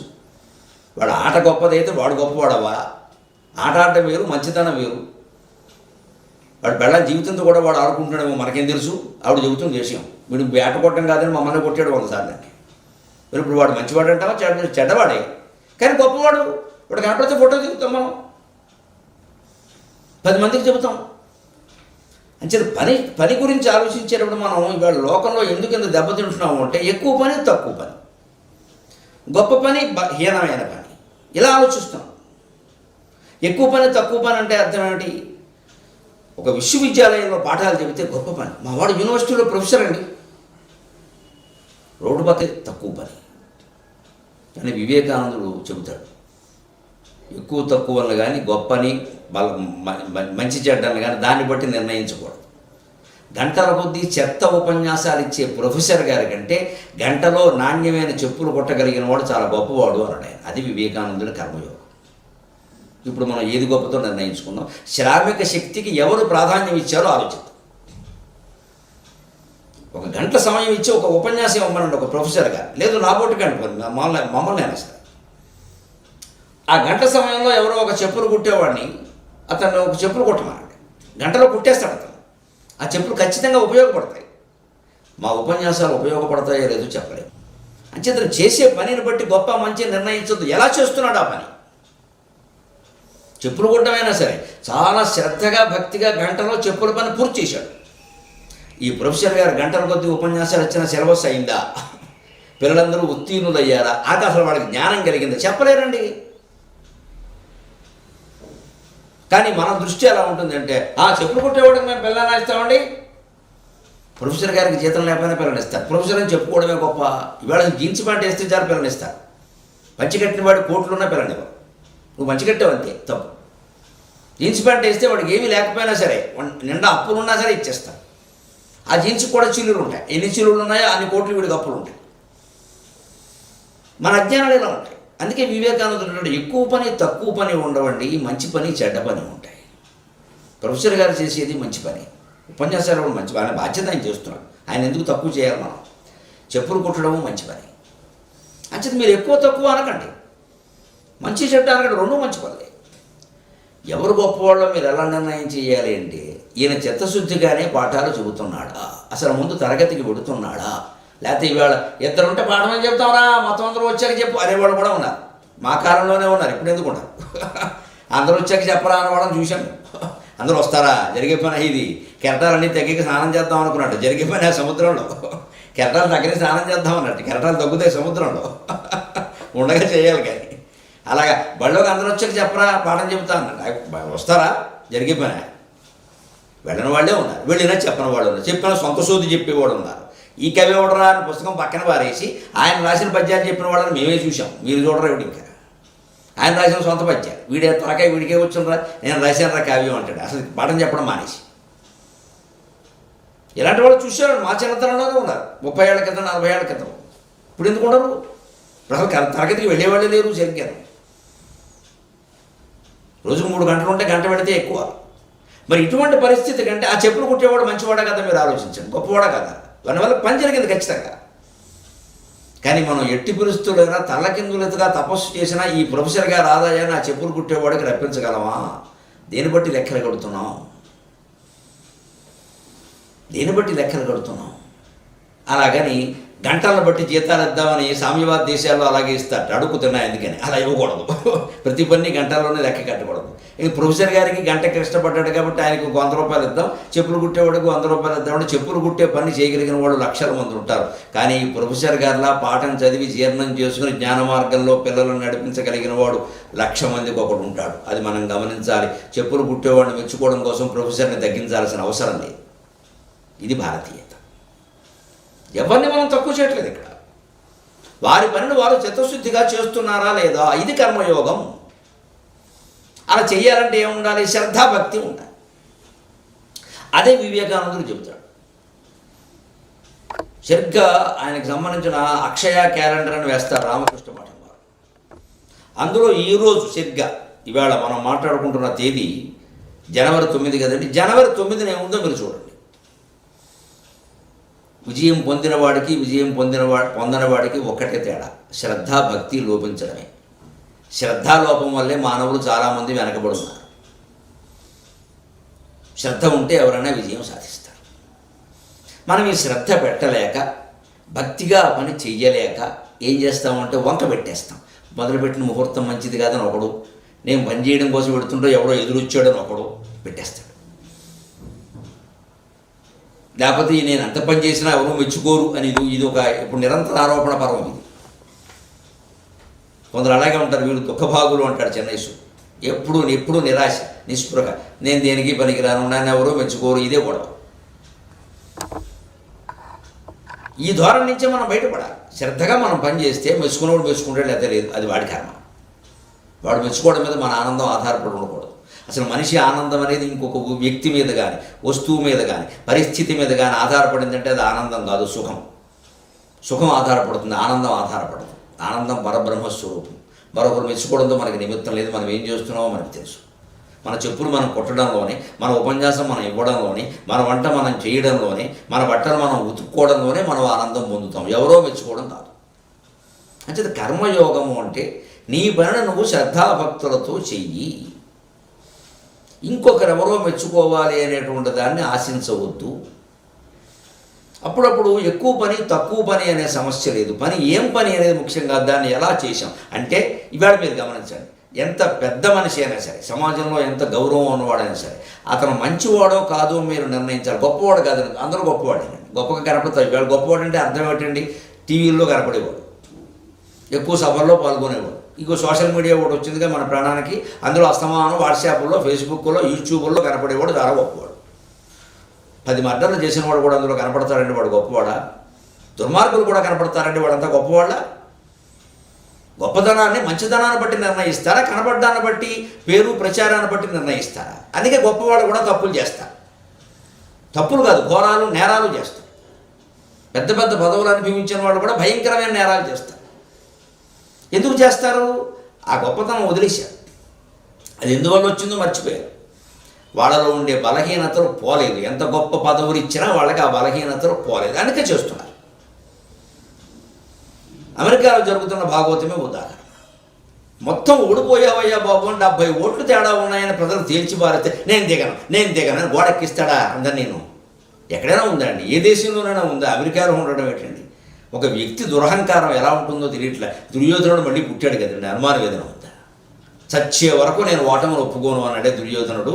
చచ్చే ముందు కూడా అశ్వత్థామ వచ్చి పలకరించడానికి వస్తే, నన్ను ఇంకా పలకరించడానికి వచ్చావా, నీకేమైనా నా మీద ప్రేమ ఉంటే అర్ధరాత్రిలోగా మొత్తం పాండవులను చంపేసేమని కోరాడండి ఆశ్చర్యకరంగా. నడవలేక చేతులు కాళ్ళు కదపలేని పరిస్థితిలో కూడా అశ్వత్థామ దగ్గరికి వస్తే తన నెత్తి మీద ఉండే కిరీటాన్ని ఆయన నెత్తి మీద పెట్టి అభిషేకం చెయ్యాలి కాబట్టి చెమ్ము నీళ్లు ఆయనే తీసుకురామని అక్కడికక్కడ నెత్తురు మడుగుల మధ్యలో అశ్వత్థామకి సేనాధిపత్య అభిషేకం చేశారండి. అర్ధరాత్రి వెళ్ళి అశ్వత్థామ అనే పిశాచం మొత్తం పాండవ సైన్యంలో 3000 మందిని ఒసకోత కోశారండి. ఆ దుర్యోధనుడు ఈవేళ మనకు అమెరికాలో కనపడ్డలా, దేశం ఏమైపోయినా పర్వాలో నా పదవి నాకు ముఖ్యం అనేవాడు ఎక్కడికి పోయిందండి చరిత్ర? ఏం మారాడండి మనిషి? సైన్స్ అండ్ టెక్నాలజీ బ్రహ్మాండమైన డెవలప్మెంట్ అని మాట్లాడి అంగారకుడి మీద మకాం పెడతారు ఈ పెద్ద మనుషులు, వాడిని కాల్చుకు తినడానికి. చంద్రుడి మీద ఏమో ఇంకా గ్రహాలు పెడతారు, చంద్రుడి మీద ఏమో ప్రయోగశాలలు ఇవి పెడతారట, అక్కడేమో పంటలు పండిస్తారట. ఎందుకంటే అక్కడ కూడా రియల్ ఎస్టేట్ చేసి నాశనం చేయడానికి, భూములు కబ్జా చేయడానికి. గతి చందమామ దాకిన మతి పాతాళమునకు కృంగే అని ఎన్ని గ్రహాలు ఆక్రమిస్తే ఉపయోగం ఏంటండి మన బుద్ధి మారినప్పుడు? కర్మయోగం అంటే గ్రహాలు ఆక్రమించడం, విశ్వమంతా ఆక్రమించి పని హిరణ్యకశ్యపుడు చేశాడు. ఏమయ్యాడు? లోకములన్నిటిని గడియలోన జయించిన వాడవు, ఇంద్రియానేకము చిత్తము గెలువనేరవు, నిన్ను నిబద్ధు చేయు ఈ భీకర శత్రుడార్వుర ప్రభిన్నుల చేసిన ప్రణికోటిలో నీకు విరోధిలేడొకడు నేర్పున చూడు ముదానవేశ్వర అని ప్రహ్లాదుడు 8 ఏళ్ల పిల్లాడు 50 ఏళ్ల తండ్రిని ఎదిరించి బోధ చేయవలసి వచ్చిందంటే ఇంతకంటే హీనమైన చరిత్ర ఉందా? కొడుకు తండ్రికి చెప్పడం ఏంటండి? ఈ కర్మలు మన దేశంలోనే జరిగాయి, కృతయుగంలోనే జరిగాయి, కలియుగంలో జరగవా? అయితే ఇవన్నీ మనకి మహర్షులు ఎందుకు గొప్పవాళ్ళు, మన పురాణాలు ఎందుకు గొప్పవి అంటే, ఇప్పుడు ఏవి అమెరికాలోనో రష్యాలోనో చైనాలోనో మరో చోట ఘోరాలు నేరాలుగా జరుగుతున్నాయో అవన్నీ మన పురాణ కథల్లో ఉన్నాయి. ఇలా జరుగుతాయి మనుషులు ఇలాగే ఉంటారు, మీరు జాగ్రత్తగా ఉండండి అని చెప్పింది హిందూ ధర్మం ఒక్కటే. 18 పురాణాలు మాత్రమే, భారతీయ తత్వశాస్త్రం మాత్రమే. జై శ్రీరామ్. ఇంకో చోట ఉండదండి ఇక్కడ. ఎన్ని కథలు, ఎంతమంది మహాత్ములు, ఎన్ని గుణపాఠాలు, ఎన్ని పాఠాలు. అంతిమంగా ఒకటే, ఆత్మసిద్ధి. ఎందుకు ఇలా అయిపోతున్నావో మనిషి, ఎందుకు ఇలా అయిపోతున్నావు? తల్లి పిల్ల భేదం తెలియని స్థితిలోకి ఎందుకు వెళ్ళిపోతున్నావయ్యా? ఎంత తాగితే మాత్రం ఎందుకు నువ్వు మర్చిపోతున్నావు? ఎంత వివేకం మర్చిపోయి విచక్షణ లేకుండా ప్రవర్తిస్తున్నావు? ఎటువంటి దేశం నీది, ఎటువంటి సంస్కృతి నీది, ఎటువంటి పరంపర నీది? అది ఎందుకు గుర్తు చేసుకోరు? అది గుర్తు చేయడం కోసం ఈ ప్రసంగం. ఇది కర్మయోగం. చేసే పని మంచి పనా కాదా, చెడ్డ పనా కాదా చూసుకో. ఎక్కువ పని తక్కువ పని ఆలోచించద్దు. ఆదాయం అంటారా, మన అవసరాన్ని బట్టి చూడాలి. మనకంత ఆదాయం అవసరమా అని కూడా ఆలోచించాలి. ఎంత వస్తే మాత్రం మనం మాట్లాడద్దండి, అవసరం లేదు మనకు ఆదాయం ఎంత అవసరమో అంతే ఉండాలి. అంతకంటే ఎక్కువ సంపాదించాము అంటే అయిపోయినట్టే, మనం భ్రష్టులు అయిపోతాం, దుర్వ్యసనాలన్నీ పట్టేస్తాయి. అవసరం లేనప్పుడు ఆదాయం కూడా ఆపేయాలి, పని చేయడమే ఆపేయాలి, ధ్యానం చేసుకోవాలి ఇంట్లో కూర్చుని. అదే కర్మయోగం. అలాగే రాజయోగం చాలా ముఖ్యమైనది. రజోగుణ సంబంధమైన శరీరం. ఎందుకంటే పని మొదలు పెట్టగానే, కర్మయోగం అంటే పని మొదలు పెట్టగానే రజోగుణం వచ్చేస్తుంది. ఎందుకంటే అదే పని ఇంకోటి చేస్తాడు, అదే చెప్పులు ఇంకొకటి పుడతాడు, అదే పాఠం ఇంకోటి చెప్తాడు, అదే ప్రసంగం ఇంకోటి చేస్తాడు, అదే కావ్యం ఇంకోటి రాస్తాడు. పోటీ వచ్చేస్తుంది. వారిది బాగుందా, నాది బాగుందా? ప్రజ్ఞాభారత వారు 4 రోజులుగా సభలు పెడుతున్నారు. నా ప్రసంగం ఏదో నేను చేయాలి, అంతవరకే నా బాధ్యత. నిన్న ఎవరు మాట్లాడారు, మొన్న ఎవరు మాట్లాడారు, ఏమంటే నా ప్రసంగానికి స్పందన ఎలా ఉందండి అని నేను అడిగాను అంటే నాకు వివేకానందుని గురించి మాట్లాడే అర్హత లేదన్నట్టే లెక్క. వారు సంతోషిస్తే ఆ విశ్లేషణ ఏదో వారు చేస్తారు, చాలు. అది మనకు అవసరం లేదు. దాంతో అన్నీ బాగుండేవే మనకు కావాలి. వారం రోజులు అంత పెడతారు, వారం రోజులు అందరి ప్రసంగాలు బాగుండాలి, అన్ని చైతన్యాన్ని కలిగించాలి. ప్రసంగం బాగుండడం అంటే సంగీతంలో పాట పాడినట్టు కీర్తన బాగా పాడిన కీర్తన పాడతాడు, తర్వాత మన బుర్ర ఆ కీర్తన పాడతాడు. వాడి ప్రవర్తన మంచిది కాదు. వాడు శుభ్రంగా వేసుకుని పాడుతున్నాడు. అక్కడ నువ్వేమో కీర్తన బాగా పాడేటట్టు. చాలా పాడాడు కీర్తనకు ముందు. మనకు మా చిన్నతనంలో పల్లెటూరులో డ్రామాలు వేసినప్పుడు అనేవారు, వేదిక ఎక్కగానే శ్రీకృష్ణుడు వేసేవాడు, అర్జునుడు వేసేవాడు, గయోపాక్షి అని ఉందనుకోండి, వై 5:30 అనేవాడు. పక్క నుంచి మా ఫ్రెండ్ ఉండేవాడు, వేసాడు వీడు 3:30 వేసాడు, పైకి వెళ్ళి 5:30 ఏముంటున్నాడు అనేవాడు. 5:30 శృతి, అంతకుముందు 3:30 వేసాడు. ఇక్కడ 5:30 మామూలుగా 5 వేస్తారు శృతి, 6 కష్టం అండి, 5:30 6 కష్టం. కానీ వాడికి మంచి ఊపు రావడం కోసం కృష్ణుడికి 5:30 వేస్తాం, నాకు 5:30 6 అని. అంటే కింద నుంచి మావాడు ఏమన్నా అంటే ఒకటి సరదాగా, అవును రా వీడు 3 వేసాడు పైకి 6 వేయమంటున్నాడు. అర్జునుడు పాత్ర దాని ఔన్నత్యం, కృష్ణుడు పాత్ర ఔన్నత్యం అయితే పుచ్చుకుంటాడా? ఆయన అడిగితే ఏమంట, మేము ఎలా వేసామో చూడండి, పద్యం ఎలా పాడడం, మేము ఏం పుచ్చుకుంటే మీకెందుకు అంటాడు. పైగా ఇంకో రహస్యం ఏంటంటే ఆ పుచ్చుకోవడం వల్లే పాడగలిగే ఉంటారు నమశివాయ, ఇంకోటి తయారవుతాడు ఇలాగ. అంటే దైవోపాఖ్యానంలో కృష్ణ పాత్ర అర్జునుడు పాత్ర వేసిన వాడి జీవితంలో దెబ్బలాడుకోవడం మాననట్టే. ఎందుకంటే దుర్వ్యసనాల కారణంగా దురాశల కారణంగా మాననట్టే. ఎన్ని కావ్యాలు రాసినా, ఎన్ని ఉపన్యాసాలు ఇచ్చినా, ఏం చేసినా దురలవాట్లు పోతాయని, మనిషి మంచివాడు అవుతాడని మనం చెప్పలేమండి. అతనికి అతను ఆత్మ విశ్లేషణ చేసుకుంటేనే అవుతుంది. అదే రాజయోగం. ఆ చేసుకోవాలంటే ఏ గుణాలు మానసికంగా కలిగి ఉండాలి, ఏ లక్షణాలు శారీరకంగా కూడా కలిగి ఉండాలి చెప్పడమే రాజయోగం. ఇది కొంచెం విస్తృతంగానే ఉంటుంది. యమ నియమాసన ప్రాణాయామ ప్రత్యాహార ధారణ ధ్యాన సమాధ్యష్టాంగా, ఈ అష్టాంగములనే రాజయోగంలో ప్రధానంగా చెప్తారు. 8: యమం, నియమం, ఆసనం, ప్రాణాయామం, ప్రత్యాహారం, ధారణ, ధ్యానం, సమాధి. ఈ 6 గురించి మనం చెప్పుకోకపోతే రాజయోగం మనకు తెలియనట్టే లెక్క. ఏమిటి 6? యమం అంటే యమధర్మరాజు అందరినీ అదుపులో పెట్టు. యమం అంటే అదుపులో పెట్టాలి, వీటిని అదుపులో పెట్టాలి. అహింసా సత్యం అస్థేయం బ్రహ్మచర్యో అపరిగ్రహక, ఈ 5 కలిగి ఉండడం అంటే మనస్సును అదుపులో పెట్టుకోవాలి. మనస్సును అదుపులో పెట్టుకోవాలంటే ఈ 5 గమనించాలి. అహింసా సత్యం అస్థేయం బ్రహ్మచర్యో అపరిగ్రహక, ఇవి యమం. నియమాలేమిటి? శౌచ సంతోష తపస్వాధ్యాయేశ్వర ప్రణిధానాన్ని నియమాక, ఈ 5 నియమానికి సంబంధించి. ఆ పైన ఆసనాలు, యోగాసనం, ఆ పైన ప్రత్యాహారం, ఆ పైన ధారణ, ఆ పైన ధ్యానం, ఆ పైన సమాధి, ప్రాణాయామం, ప్రత్యాహారం. అవి వరుసగా చెప్పుకోండి. ఇందులో మొదట వివేకానందుడు రాజయోగాన్ని గురించి చాలా విస్తృతంగా మాట్లాడాడని చెప్పాను కదండి. నేను చాలా ఉపన్యాసాలు ఆయన రాజయోగం మీద ఇచ్చాను. ఎందుకంటే రజోగుణమే ప్రధానం దేశం నాశనం కావడానికి. అది సరిగ్గా అలాగని రజోగుణం లేకపోతే దేశం అభివృద్ధి కూడా అవుతుంది. మనిషి అభివృద్ధి చెందాలన్నా రజోగుణమే. మనిషి నాశనం కావడానికి దారి చూపించేది కూడా రజోగుణమే. అంచేది మనం దాన్ని ఏం చేయాలి? కూరగాయలు కోసుకునే కత్తిలాగా జాగ్రత్తగా ఉపయోగించుకోవాలి. తీసేద్దామంటే కుదరదు. వంటింట్లో చేతులు తెగే ఆయుధాలు లేకుండా వంటింట్లో పని నడవదు. నా పోటీగాడికి కవిత్వం రాసుకోవడం, ఉపన్యాసం ఇవ్వడం నడవచ్చు. నాకు కత్తులు, కటారు, చాకు, బ్లేడు ఏం అవసరం లేదు. కానీ ఇంట్లో వంట చేసేటువంటి ఇల్లాలకి కోసేటువంటి సాధనం చాకో, బ్లేడో ఏదో ఒకటి లేకుండా అక్కడ పని నడవదండి. అక్కడ మరి ఆవిడ వేలు కోసుకుంటే, లేదు కోపం వచ్చి ఆవిడ మీద ప్రయోగిస్తే, లేదు ఆవిడ మీద ఇంకొకరు ప్రయోగిస్తే జరిగిపోతుంది అక్కడ కురుక్షేత్రం. కానీ మరి ప్రపంచమంతటా ఎన్ని వంటశాలలు ఉన్నాయి. అన్నింట్లోనూ ఆడవాళ్ళు మగవాళ్ళు ఎవరో ఒకరు వంట చేస్తున్నారు. పైగా ఈ కోసేటువంటి సాధనాలు ఈ మధ్య మాడ్యులర్ కిచెన్స్ వచ్చాక బాగా పెరిగాయి. ఇదివరకు ఏదో ఒకటే ఉండేది, కత్తిపేటే. కత్తులు ఉండేవి కాదండి, కత్తిపేట. దాంతో ఎవరినైనా నరకాలన్నా కూడా చాలా కష్టమే, చాలా శ్రమ కూడా. ఇప్పుడు అలా లేదు. శుభ్రంగా రకరకాల నైఫ్లన్నీ పట్టుకొచ్చి నైస్గా వంటింట్లో పెట్టేస్తున్నాయి. ఏమన్నా అంటే కూరగాయలు కోసుకోవడం అని చెప్పొచ్చు. వాడి ఆకారాలు చూస్తే అలా లేవు. ముందు రకరకాలు వచ్చాయి. అసలు చాకుల్లోనే 16 రకాలు ఉండడం చూశాను నేను వంటింట్లో. మా ఇంట్లో కాదండి, అర్థం చేసుకోవాలి.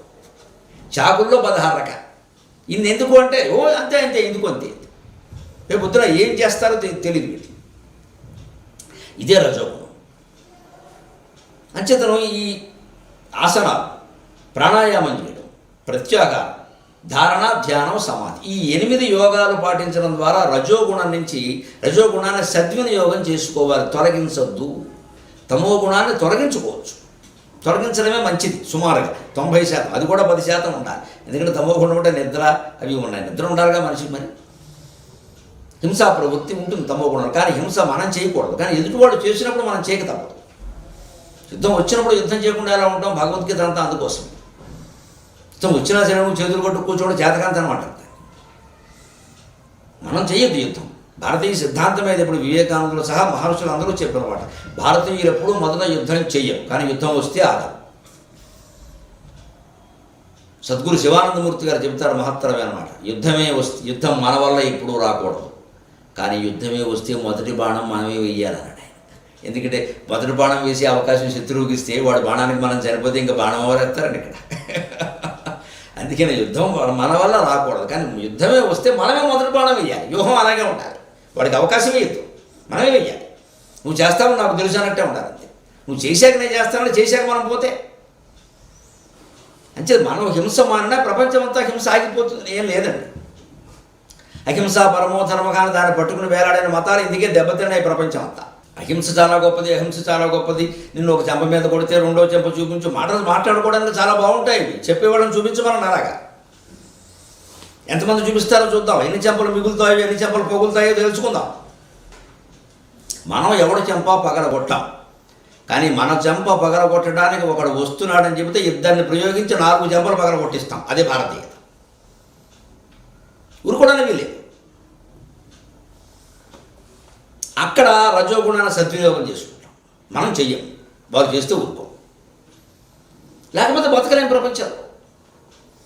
దీనికి మన మనోనిగ్రహం ఉండాలి, ఎదురువాళ్ళ వ్యూహాన్ని గ్రహించగలిగిన శక్తి ఉండాలి. అందుకే యమనియమాసన ప్రాణాయామ ప్రత్యాకార ధారణ ధ్యాన సమాధి అష్టాంగా,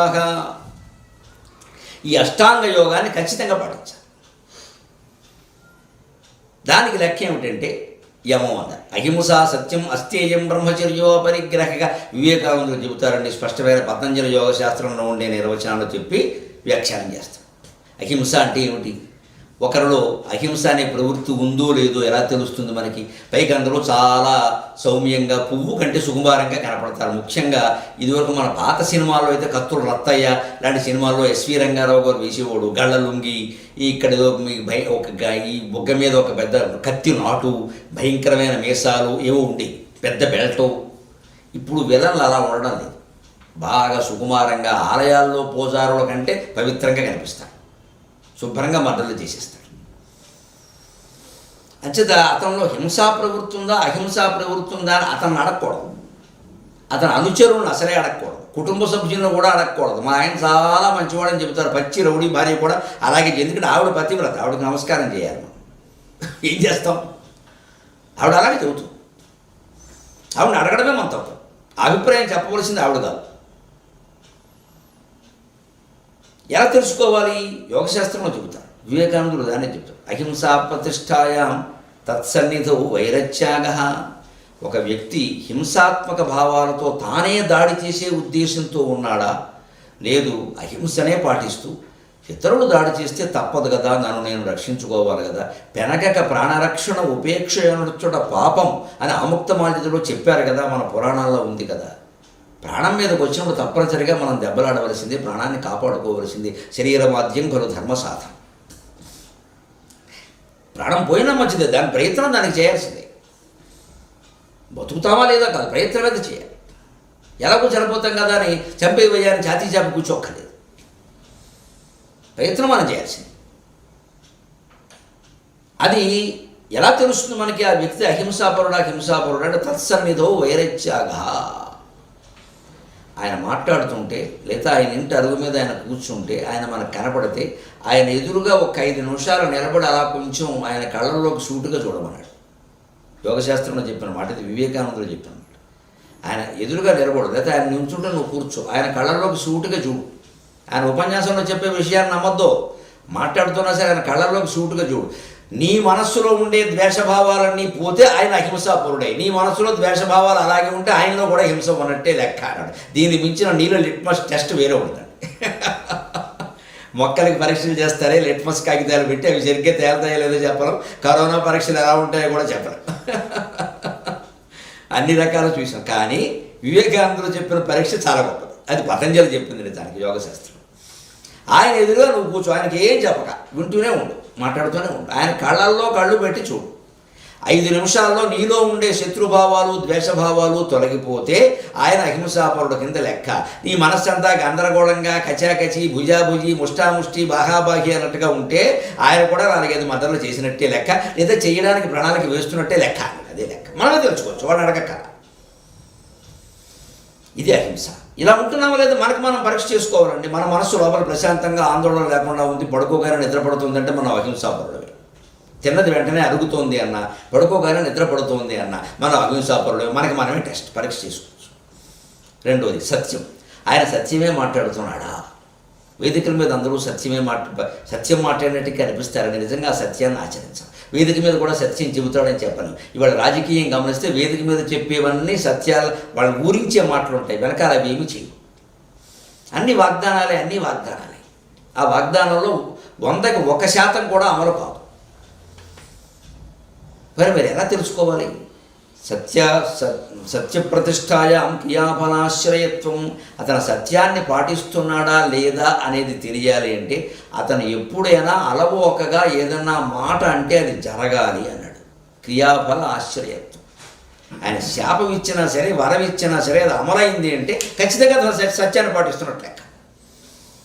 ఎందుకంటే యోగశాస్త్రంలో చెబుతారు, వివేకానందుడు కూడా చెబుతాడు అన్నమాట. 3 సంవత్సరాల పాటు వదలకుండా పరిహాసానికి కూడా నేను అబద్ధం ఆడను అని ఎవరైనా వ్యక్తి ప్రతిజ్ఞ చేసుకుని ఇంటా బయట ఎక్కడ ప్రాణం పోయినా సరే అబద్ధం ఆడకుండా 3 సంవత్సరాలు ఉండగలిగితే తర్వాత వాడు ఏదంటే అది అవుతుందన్నాడు. సత్యం అంత గొప్పది. ఎందుకు అవుతుంది? ఇంతవరకు వీడు ఏది అయిందో అదే అన్నాడు కాబట్టి ఇక మీద వీడు ఏదంటే అది అవుతుంది. అయిందాన్నే అన్నాడు ఆయన, అబద్ధాన్ని అనలేదు. ఖచ్చితంగా సత్యమే చెప్పాడు, ప్రాణం పోతున్నా సరే.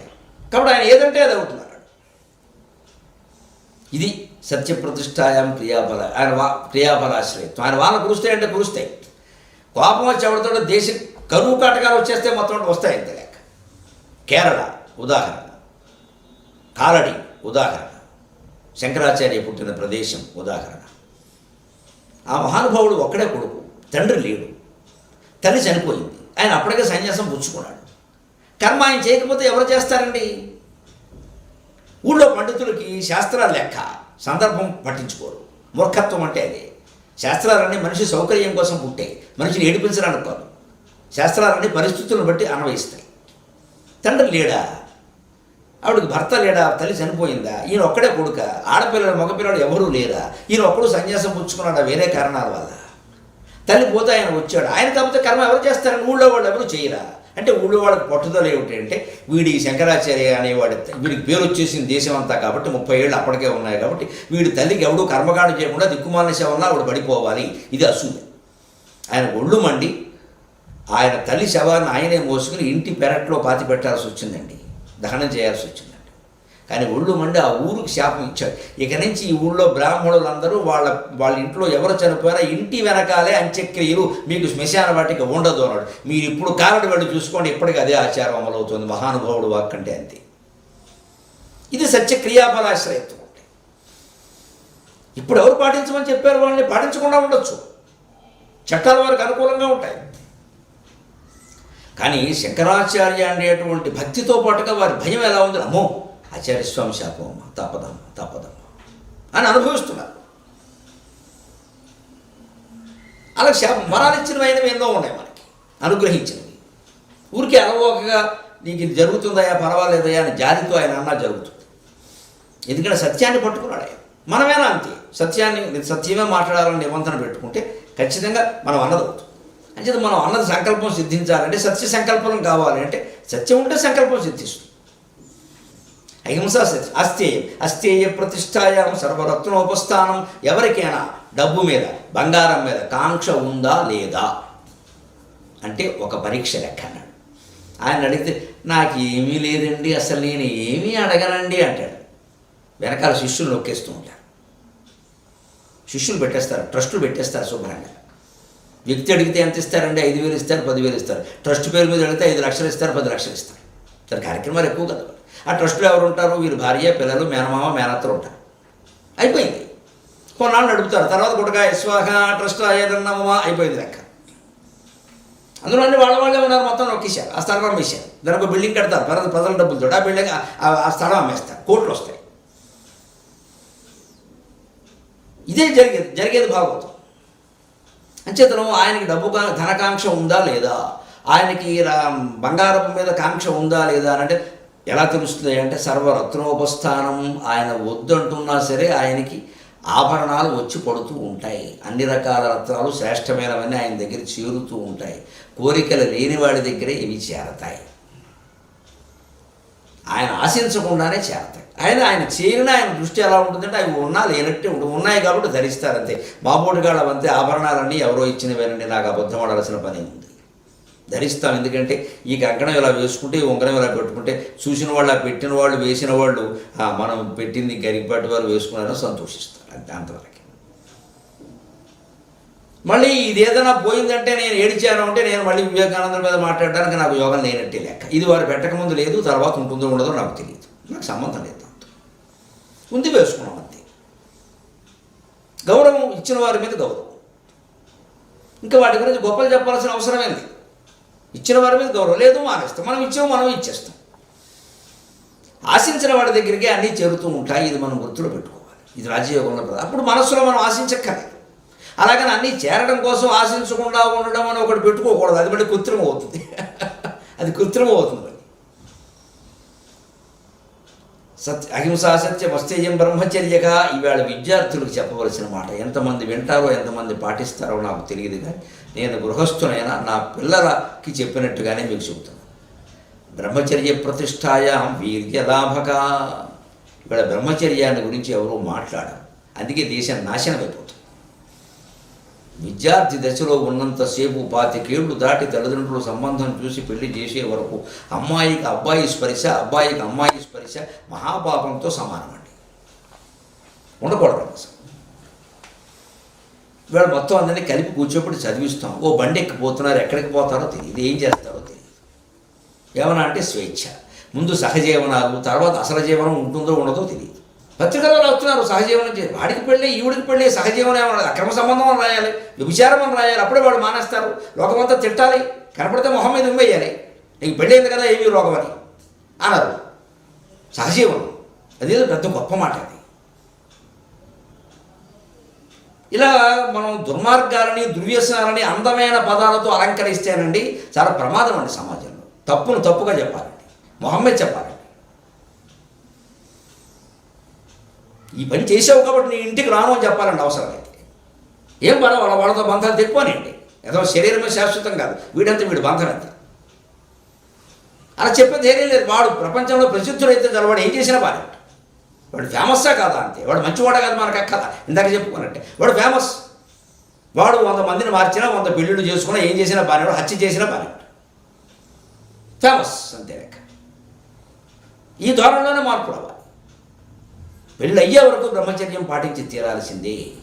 పెళ్ళైన తర్వాత కూడా బ్రహ్మచర్యం ఉంటుంది ఖచ్చితంగా. నా భార్యతో తప్ప నాకు సంబంధం లేదు వేరే ఎవరితో, నా భర్తతో తప్ప వేరెవరితో నాకు సంబంధం లేదు అంటే బ్రహ్మచర్యం. రేతస్సు అంటారు ఋషుల భాషలో, దాన్ని తేజస్సు అంటారు. బ్రహ్మచారి అయిన విద్యార్థి విద్య మీద దృష్టి పెట్టి పూర్తిగా స్త్రీపరమైనటువంటి వాంఛలు, లైంగిక వాంఛలు మనస్సులో కలగకుండా జాగ్రత్త పడితే అతని రేతస్సు ఊర్ధ్వ మార్గంలో ప్రయాణిస్తున్నాడు. ఊర్ధ్వ రేతస్కుడు అంటారు. అది మొత్తం సహస్రార కమలం వరకు వెళ్ళే అవకాశం ఉందండి. బ్రహ్మజ్ఞానం బ్రహ్మచర్యంలోనే పొందొచ్చండి, అంత గొప్పది బ్రహ్మచర్యం. అంతేగా ఆ శక్తి ఉన్నవాడు కాబట్టి హనుమంతుడు సముద్రాన్ని లంఘించగలిగాడు. ఆ శక్తి ఉన్నవాళ్ళు కాబట్టి బ్రహ్మచారులందరూ పూర్వం నుంచి ఎప్పటి వరకు కూడా అనేక రకాల మామూలు వాళ్ళు చేయలేనటువంటి మహత్తర కార్యక్రమాలు చేయగలుగుతున్నారు. పాప పనులన్నీ మామూలే అని ఎలా అంటారండి? ఏ మామూలు ఇచ్చుకుంటారండి ఈ మాటలు మాట్లాడడానికి? బ్రహ్మచర్య ప్రతిష్టాయాం వీర్యలాభగా. 5వది, చివరిదైనా చిన్నది కాదు. స్వస్తే బ్రహ్మచర్య అపరిగ్రహస్థైర్యే జన్మాంతర కథా సంబోధక. అపరిగ్రహస్థైర్యే, ఎవరి నుంచి ఏమీ పుచ్చుకోకపోవడం. అంతేకాదు తనకి ఉన్న వాటిని కూడా త్యాగం చేయడం. అపరిగ్రహం అంటే మామూలుగా ఉన్న అర్థం అంటే పరిగ్రహం అంటే పుచ్చుకోవడం. అపరిగ్రహం అంటే ఎవరి నుంచి ఏ దానాలు గ్రహించకూడదు. కానీ పరిగ్రహానికి శంకరాచార్య స్వామి భగవద్గీత వ్యాఖ్యానంలో చాలా గొప్ప విశేషం చెప్పారు. ఇటీవల చూశాను నేను, అలా గొప్ప అర్థం రానుకున్నాను. పరిగ్రహం అంటే కేవలం పుచ్చుకోవడం అని కాదు. పరిగ్రహం అంటే ఎవరిని ఉన్న వస్తువులు కూడా ఇచ్చారు, అది అపరిగ్రహం. పరిగ్రహం అంటే పుచ్చుకోకపోవడం అపరిగ్రహం. అలాగే పరిగ్రహం అంటే వస్తువులు సేకరించడం. అపరిగ్రహం అంటే ఉన్న వస్తువులు కూడా దానం ఇచ్చాడు. మనకి ఇన్ని అవసరమా, ఇన్ని పంచెలు అవసరమా, ఇన్ని ఏదో రుమాళ్ళు అవసరమా, ఇన్ని వాహనాలు అవసరమా, ఇన్ని వస్తువులు అవసరమా, ఇన్ని సోఫాలు అవసరమా, ఇన్ని కుర్చీలు అవసరమా, ఇన్ని బీరువాలు అవసరమా, లేని వాళ్ళు ఎంతమంది ఉన్నారు ఊళ్ళో ఇచ్చేద్దాం. ఇన్ని బట్టలు అవసరమా, ఇన్ని చీరలు అవసరమా. బంగారం నగలైతే ఇవ్వలేకపోవచ్చండి, బట్టలు ఇవ్వలేవా అండి, ఆ మాత్రం దానం చేయలేమా అండి? ఎందుకు పెంచుకుంటామండి బీరువాలు? ఏది ఎక్కడుందో కూడా తెలియదు. కట్టుకుందామని ప్రయత్నిస్తే ఏది ఎక్కడుందో కూడా తెలియదే. ఇవి వెతుక్కోవడం ఒక గంట అవుతుంది. అదే 10-15 ఉంటే ఇంత శ్రమ అవుతే. పోనీ 25, 30, 50, 100 లేదండి 500, 600 ఎందుకో తెలియదు. ఇవన్నీ పోయినా సరే కప్పేది పైన ఒక్కటే, రెండోది కప్ప. ఎందుకు వచ్చిన పెంచుకుంటున్నావు ఇవన్నీ? ఇదే అపరిగ్రహస్థేది. అపరిగ్రహస్థేది ఏ జన్మాంతర కథా సంబోధక. దానికి ఎంత గొప్ప ప్రయోజనం ఉంటుందంటే వివేకానందుడు చెబుతున్నాడు పతంజలి యోగ సూత్రాల ఆధారంగా, మీరు ఎవరి దగ్గర ఏమీ పుచ్చుకోకూడదు, మీకున్న వస్తు సంభారం కూడా తగ్గించుకోవాలి అని దానాలు ఇవ్వడం మొదలు పెడితే దానివల్ల జన్మాంతర కథా సంబోధక మీ పూర్వజన్మ రహస్యాలు మీకు తెలుస్తాయి. దానివల్ల చాలా జాగ్రత్తగా ఉంటారు. ఉత్తర జన్మ ఉత్తమమైనది రప్పించుకోవడం మీ చేతుల్లోనే ఉంటుంది. అపరిగ్రహం అంత గొప్పది. ఎవరి దగ్గర ఏమీ పుచ్చుకోకపోవడం, మనమే దానం ఇచ్చేయడం. ఈ రెండు పాటిస్తే జన్మాంతరమైన విషయాలు తెలుస్తాయి. ఎలా తెలుస్తాయి? ఆ లాజిక్ నేను చెప్పాలిగా, వివేకానందుడు చెప్పడం. ఆయనది పెద్ద ఉపన్యాసం. ఎలా తెలుస్తాయంటే, అసలు మనకి ఈ పూర్వజన్మ విషయాలు జ్ఞప్తికి రాకపోవడానికి ఎంత ప్రయత్నించినా జ్ఞప్తికి రాకపోవడానికి, ఈ జన్మవే రావడానికి కారణం ఏమిటంటే, ఈ జ్ఞాపకాలు లోపల బాగా బొగ్గు మసిపూసినట్టుగా లోపల బాగా పేరుకుపోయాయండి. మనం పేర్చుకున్న వస్తువులు, బంధాలు, కుటుంబ సభ్యులు, భార్య, భర్త, పిల్లలు, చదువు, ఉద్యోగం, డబ్బు, దశకం, గుడ్డు, గోద, పిల్ల, మేక ఇవన్నీ పెరిగిపోయింది. దీనివల్ల చీకు చింత పెరిగాయి. ఎంతసేపు వీటి గురించి ఆలోచిస్తున్నాం. ఎవరి దగ్గర ఏమి పుచ్చుకోవడం మానేసామనుకోండి, మన దగ్గర కూడా ఇచ్చేయడం మొదలెట్టాను. వస్తువు ఎప్పుడైతే లేదో ఆలోచన లేదు, అంటే వాసన లేదు. వాసనలన్నీ నశించినప్పుడు మనస్సు ఏం చేస్తుందంటే, ప్రస్తుత జన్మ బాపత వస్తువులు, బంధాలు ఏమీ లేవు కాబట్టి గుర్తు చేసుకోవడానికి ఇంకా లోపలికి ఇంకా లోపలికి ఇంకా లోపలికి ఎడుతుంది. బోరుబావి తవ్వేటప్పుడు 100 అడుగులు తవ్వినా నీరు రాకపోతే ఏం చేస్తారు? ఇంకో 25 అడుగులు తవ్వుతారు. అవసరమైతే బాంబు పెట్టి పేరుస్తారు. అలా మనస్సు కూడా లోపలికి నాకు ఏదో కావాలి, నాకు ఏదో జ్ఞాపకం కావాలి. అయితే నేను మనస్సు ఎంతసేపు గతాన్ని గురించి ఆలోచిస్తుంది లేదా భవిష్యత్తుల గురించి ఆలోచిస్తుంది. దిక్కుమాలిన మనస్సు వర్తమానం గురించి ఆలోచించదు. అది దిక్కుమాలింది కాదు, చాలా తెలివైంది. ఎందుకంటే వర్తమానం గురించి ఆలోచిస్తే అది నశిస్తుంది. వర్తమానంలో మనస్సు ఉండదు. ఇప్పుడు మనస్సు ఎప్పుడు గతంలో లేదా భవిష్యత్తులో ఉంటుంది. వర్తమానంలో ఉంది అంటే మనస్సు లేదని అర్థం. మనస్సు లేనివాడే వర్తమానంలో ఉంటాడు. మనస్సు నశిస్తుంది. అక్కడ యోగ వాసిష్టం అంతా దాని గురించి చెప్తారు. మనోక్షయో మోక్షయేవ. అంటే వర్తమానం దానికి ఇష్టం. ఎందుకంటే ఎవరి మృత్యువును వారు కోరుకోనట్టే మనస్సు దాని మృత్యువు ఉన్నది కోరుకో. అది గతంలో గడుతుంది లేదా భవిష్యత్తులో గడుతుంది. గతం లేదు, మనం అన్ని దానాలు ఇచ్చేసాం. భవిష్యత్తు అయిన వస్తువుల మీద మనకు ఆశ లేదు. ఉన్నవన్నీ దానం ఇచ్చేసాం, గతం లేదు. కాబట్టి అది చూసి ఇంకా గతం తవ్వుతున్నప్పుడు పూర్వజన్మ విషయాలు బయటకు వస్తాయి. ఎవరినో చూడగానే ఎక్కడో చూసినట్టుగా ఉంది, ఏదో అనుబంధాలు గుర్తొస్తుంది. ఈ అపరిగ్రహం ఇంత గొప్పది. ఇది యమం, నియమం. శౌచ సంతోష తపస్వాధ్యాయ ఈశ్వర ప్రణిధానాన్ని నియమాగ. ఏమిటి 5 అంటే? శౌచము, సంతోషం, తపస్సు, స్వాధ్యాయం, ఈశ్వర ప్రణిధానం. ఏమిటి శౌచం? శౌచాత్ స్వాంగ జుగుప్సాపరై రసంసర్గ. చక్కని వ్యాఖ్యానం చేస్తాడు వివేకానందుడు దీనికి రాజయోగం. శౌచాత్ స్వాంగ జుగుప్స పరై రసంసర్గ. మనం ఇవాళ ఎవరైనా సరే, పెద్దవాళ్ళని, కుర్రవాళ్ళని, మీరు ఎవరైనా సరే, ఏమైనా స్నానం వల్ల ప్రయోజనం ఏమిటంటే అసలు కొత్త ఉత్సాహం వచ్చినట్టుగా ఉంటుంది. అసలు ముచ్చట షవర్ అండి. షవర్ పడుతుంటే అసలు శివుడికి అభిషేకం చేసినట్టే. బ్రహ్మాండంగా అసలు సినిమా పాటలన్నీ అప్పుడే వస్తాయండి అంటాడు. పైనుంచిన పడుతుంటే ఎన్నవాళ్ళకి గుర్తొచ్చా నేవానా, ఎన్నవాళ్ళని దాక్కుంటా పైన అని పడుతూ ఉంటాడు. పైన ఎరుగుబంటి దాక్కుంది బాత్రూంలో, వీడికి తెలియదు. ఇవన్నీ బాగానే ఉంటాయండి. కానీ స్నానానికి పతంజలి చెప్పిన ప్రయోజనం అది కాదు. శౌచాత్ స్వాంగ జుగుప్స పరై రసంసర్గ. స్నాన నియమం తప్పకుండా పొద్దున్న సాయంత్రం చేస్తే కొన్నాళ్ళకి తన శరీరం మీద తనకే విరక్తి వస్తుంది. స్వాంగ జుగుప్స. ఎందుకని? యథవ శరీరం. పొద్దున్న సొంతూరు సబ్బు, సాయంత్రం పొరుగురు సబ్బు పెట్టి గేదెని తోమినట్టు తోమాను. ఏమిటి? ఎన్నాళ్ళు తోమాలి? ఎన్నాళ్ళు ఈ స్నానాలు, ఎన్నాళ్ళు ఈ పానాలు, ఎన్నాళ్ళు ఇవన్నీ తిండాలు. తిన్నామా, పడుకున్నామా, తెల్లారిందా, అదే తిండి, అదే పడక, అదే స్నానం, అదే సబ్బు. కర్మ కదండి ఇదంతా. ఎన్నాళ్ళు తోమాలి? గేదెని గడ్డెట్టి తోమడు. గేదె మనకంటే అదృష్టవంతురాడు, దాన్ని ఎవడో తోముతాడు, మనమే తోముకోవాలి. గేదె తాను తోముకోదు, ఎవరో తోముతాడు. ఎంత మహారాజు భోగమో, మన తోమేవాడు, మనమే తోముకోవాలి అని విసుగు. అదే స్వాంగ జుగుప్స. అంతేకాదు పరై రసంసర్గ. తన శరీరం మీద తనకే విరక్తి ఎప్పుడైతే వచ్చిందో ఇతర శరీరాల మీద కాంక్ష ఉండదండి. కామవాంఛలు నశించడానికి, బ్రహ్మచర్యం బలపడడానికి స్నానం బాగా ఉపయోగపడుతుంది. స్నానం చేసేటప్పుడు రావాల్సిన ఆలోచన అది. అందుకే శంకరాచార్య స్వామి స్నానం చేస్తూ కూడా ఊరికే ఏదో తర్కశాస్త్రం వ్యాకరణం ఎందుకు చదువుతావయ్యా, డుక్లీకరణే భజ గోవిందం గోవిందం భజ మూఢమతే సంప్రాప్తే సన్నిహితే కాలే నహి రక్షతి డుక్లీకరణే భజ గోవిందం గోవిందం భజ మూఢమతే. స్నానం చేసేటప్పుడు కూడా ఈ గోలు ఎందుకయ్యా, తర్కం వ్యాకరణం ఉంటూ సినిమా పెడితే ఇప్పుడైతే సినిమా పాటలు అంతే కదా, ఎందుకయ్యా కాస్త గోవిందనామాలు చదువుకోవయ్యా, భగవంతుడు స్మరించుకోవయ్యా. ఈ స్నానం శరీరం పవిత్రమైతే ఎంత ఉత్సాహంగా ఉంది, మనస్సు పవిత్రమైతే ఆత్మకేమీ అంటకుండా ఉంటే ఎంత పవిత్రంగా ఉంటా, అది శౌచం. ఇప్పుడు మనం ఆలోచిద్దాం, బాహ్య శౌచంతో పాటు మానసిక శౌచం ఎంత ముఖ్యమో. సంతోషం రెండోది. సంతోషం అంటే సంతోషాద్ అనుత్తమ సుఖలాభక. నిజంగా సంతోషం అంటే ఏమిటంటే, చిన్నపిల్లల్ని పలకరించండి. పొద్దున్నే లేవగానే ఒక కూరాడు అంటాడు సరదాకి, నాన్నగారు ఈవేళ నాకు 2 హ్యాపీస్ ఉన్నాయి అంటాడు. సంతోషం ఏమిటా 2 హ్యాపీస్? ఈవేళ మీరు హోటల్కి తీసుకెళ్తా అన్నారు, అక్కడి నుంచి అలా సినిమాకి కూడా వెళ్ళొస్తున్నారు, 2 హ్యాపీస్ అంటే. ఆ కుర్రాళ్ళ మనం ఆలోచిద్దాం కాసేపు. ఆ కుర్రాడు అలా అంటే తప్పే ఉందని, చిన్నపిల్లాడు కదా. కానీ అతను ఏమనుకుంటున్నాడు, ఈ సినిమాకి వెళ్ళడం, తర్వాత హోటల్కి వెళ్ళడం సంతోషం. టక్కని తండ్రి, ఒరే నాకు ఇవాళ పనుందిరా కుదరదురా అనుకో, వాడు మొత్తం హ్యాపీ సార్ అవుతుంది. మీరు ఎప్పుడైతే చెబుతారో తీసుకెళ్ళరు అంటే ఇది సంతోషం కాదు. ఇది తండ్రి తీసుకెళ్ళడం మీద, ఆ హోటల్ ఏదో తీసి ఉండడం, వీటికి కావాల్సిన టిఫిన్ లేవు అక్కడ దొరకడం లేదు, ఆ సినిమాకి వెళ్ళినా కూడా అది బాగుండాలిగా, వీటన్నిటి మీద ఆధారపడింది. ఇది సుఖం అవుతుంది కానీ సంతోషం కాదు, ఆనందం కాదు. సంతోషం కాదు, ఆనందం అసలే కాదు. మరి నిజమైన సంతోషం ఏమిటి అంటే అనుత్తమ సుఖలాభక. అనుత్తమక అంటే సంస్కృతంలో అర్థం ఏమిటి అంటే ఉత్తముడు కానివాడు. తెలుగులో నైతత్పురుష సమాసం చెప్పకూడదు. తస్మాత్ ఉత్తమో నాస్తి అనుత్తమ. అనుత్తముడు కానివాడు. అనుత్తమ సుఖలాభ అంటే మామూలు సుఖాలన్నీ ఇందాక అనుకున్న హ్యాపీనెస్ లాంటివి ఈ పరిస్థితుల మీద ఆధారపడి ఉంటాయి. అవి నిజానికి హ్యాపీనెస్ అని చెప్పలేము. జరిగితే హ్యాపీ, లేకపోతే ఫ్లాపీయే. అనుత్తమమైన సుఖం అంటే దానికంటే ఉత్తమమైన సుఖం లేదు అంటే ఆత్మజ్ఞానం, ఆత్మానందం ఒక్కటే. దేనికంటే ఉత్తమమైన ఆనందం లేదు, ఆత్మానందం. తనతో తాను లభించడం కంటే, తనలో తాను ఉండడం కంటే, తనలో తాను ఆత్మనిష్టతో ఉండడం కంటే ఆనందం ఎప్పుడూ ఉండదండి. వేరే ఆనందమే లేదండి. ఆత్మానందాన్ని మించిన ఆనందం, అదే బ్రహ్మానందం. అంటే సంతోషాది అనుత్తమ సుఖలాభకం.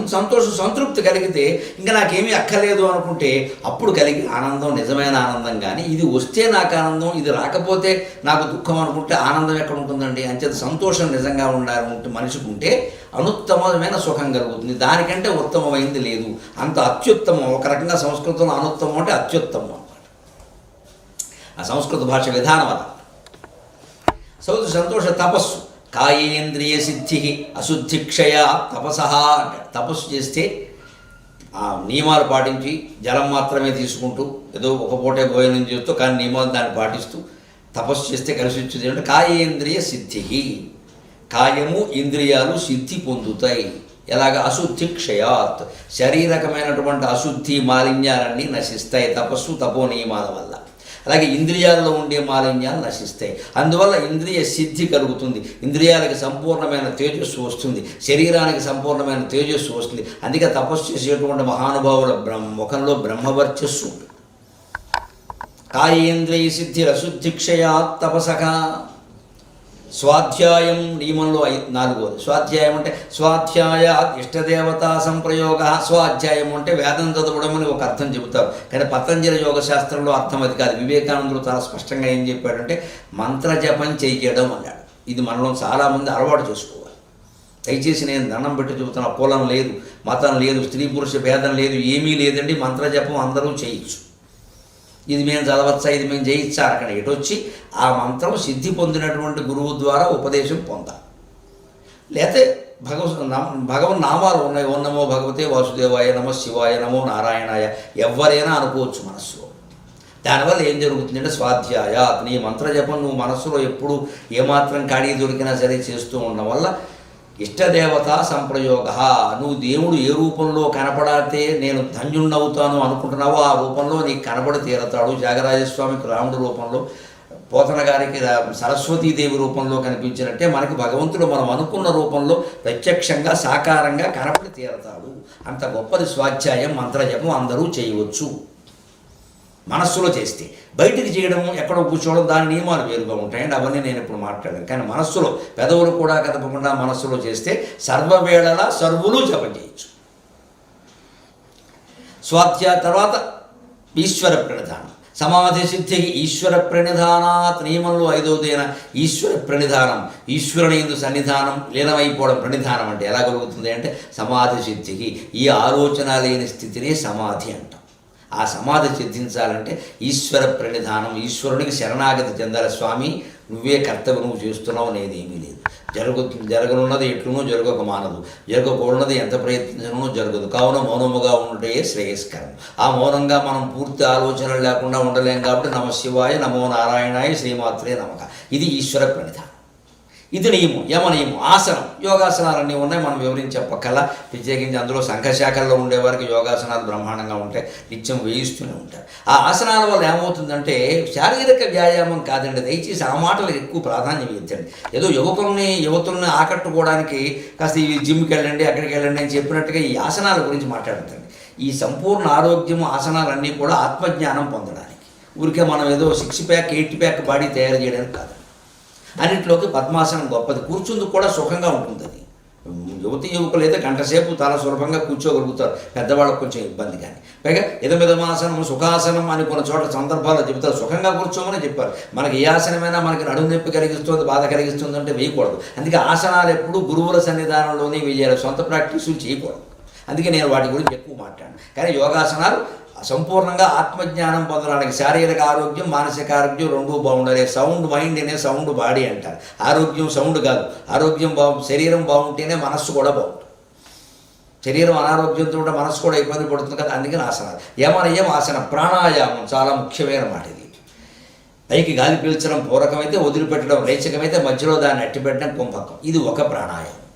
ఇలా ఖచ్చితంగా పొద్దున్న సంధ్యావందనానికి ముందు ఒక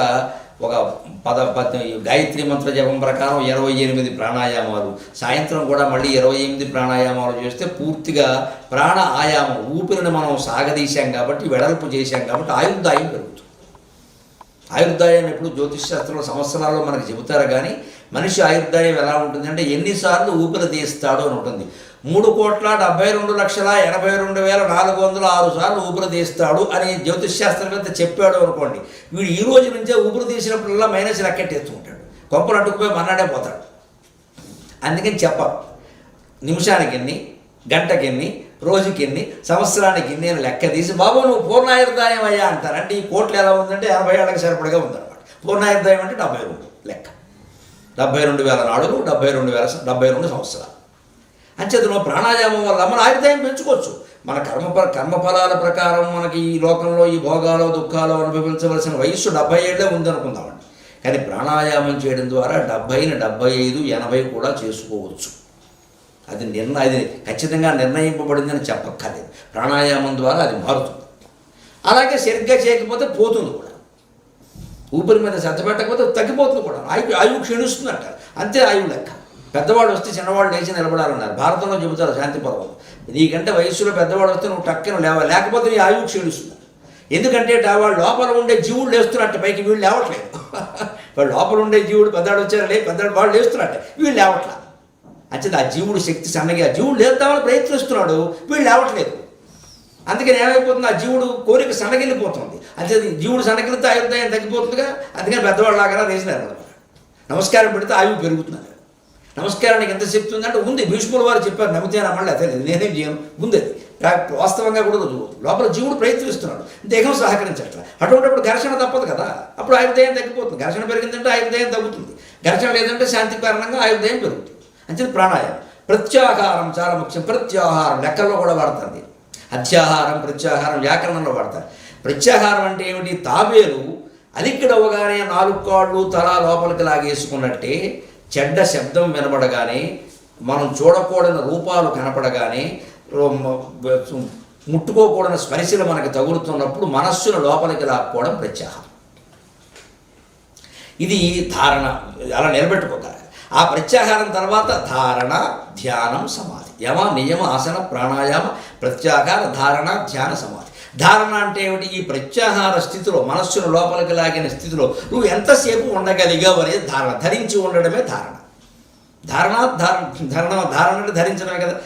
ఈ మనస్థితి, ఈ ఇంద్రియాలను మనస్సు లోపలికి లాక్కుని సమాధి నిష్ట అందాన్ని ఎంతసేపు ఉండగలవు? 7 సెకండ్లు ఉంటే చాలు ధారణ అన్నారు. అది కొంచెం పెంచి 7 ఏళ్ళు 49 సెకండ్లు ఉంటే ధ్యానం అన్నారు. అది కొంచెం పెంచి 7:49 343 సెకండ్లు అంటే 6 నిమిషాల 43 సెకండ్లు అంటే 5 నిమిషాల 43 సెకండ్లు అంటే సుమారుగా 6 నిమిషాలు నువ్వు మనస్సును లోపలికి పెట్టుకుని ఏకాంతంగా ఏ ఆలోచన లేకుండా ఉండగలిగితే సమాధి సిద్ధించినట్టే అన్నారు. ధారణ ధ్యాన సమాధి ఇవి అష్టాంగ. 6 నిమిషాలు మనస్సును నిగ్రహించుకుని ఏ ఆలోచన లేకుండా ఉండడం కష్టమైతే, సమాధి స్థితి అయితే 6 గంటలు ఉన్నాం 3 గంటలు ఉన్నాం, బహుశా అది మూర్ఛ అయి ఉంటుందండి. ఎవరిని నమ్మక్కలేదు. మూర్చిపోయిన వాడు ఉంటాడు, మళ్ళీ లేపేవాడు. తాళం పెట్టకపోతే పోతాడు కూడా. ఇవన్నీ నమ్మక్కలేదండి. ఇది రాజయోగంలో ప్రధానం. ఈ అష్టాంగ యోగాన్ని పాటిస్తే రజోగుణం అదుపులోకి వచ్చేస్తుంది, ఖచ్చితంగా సద్వినియోగంలో పెడుతుంది.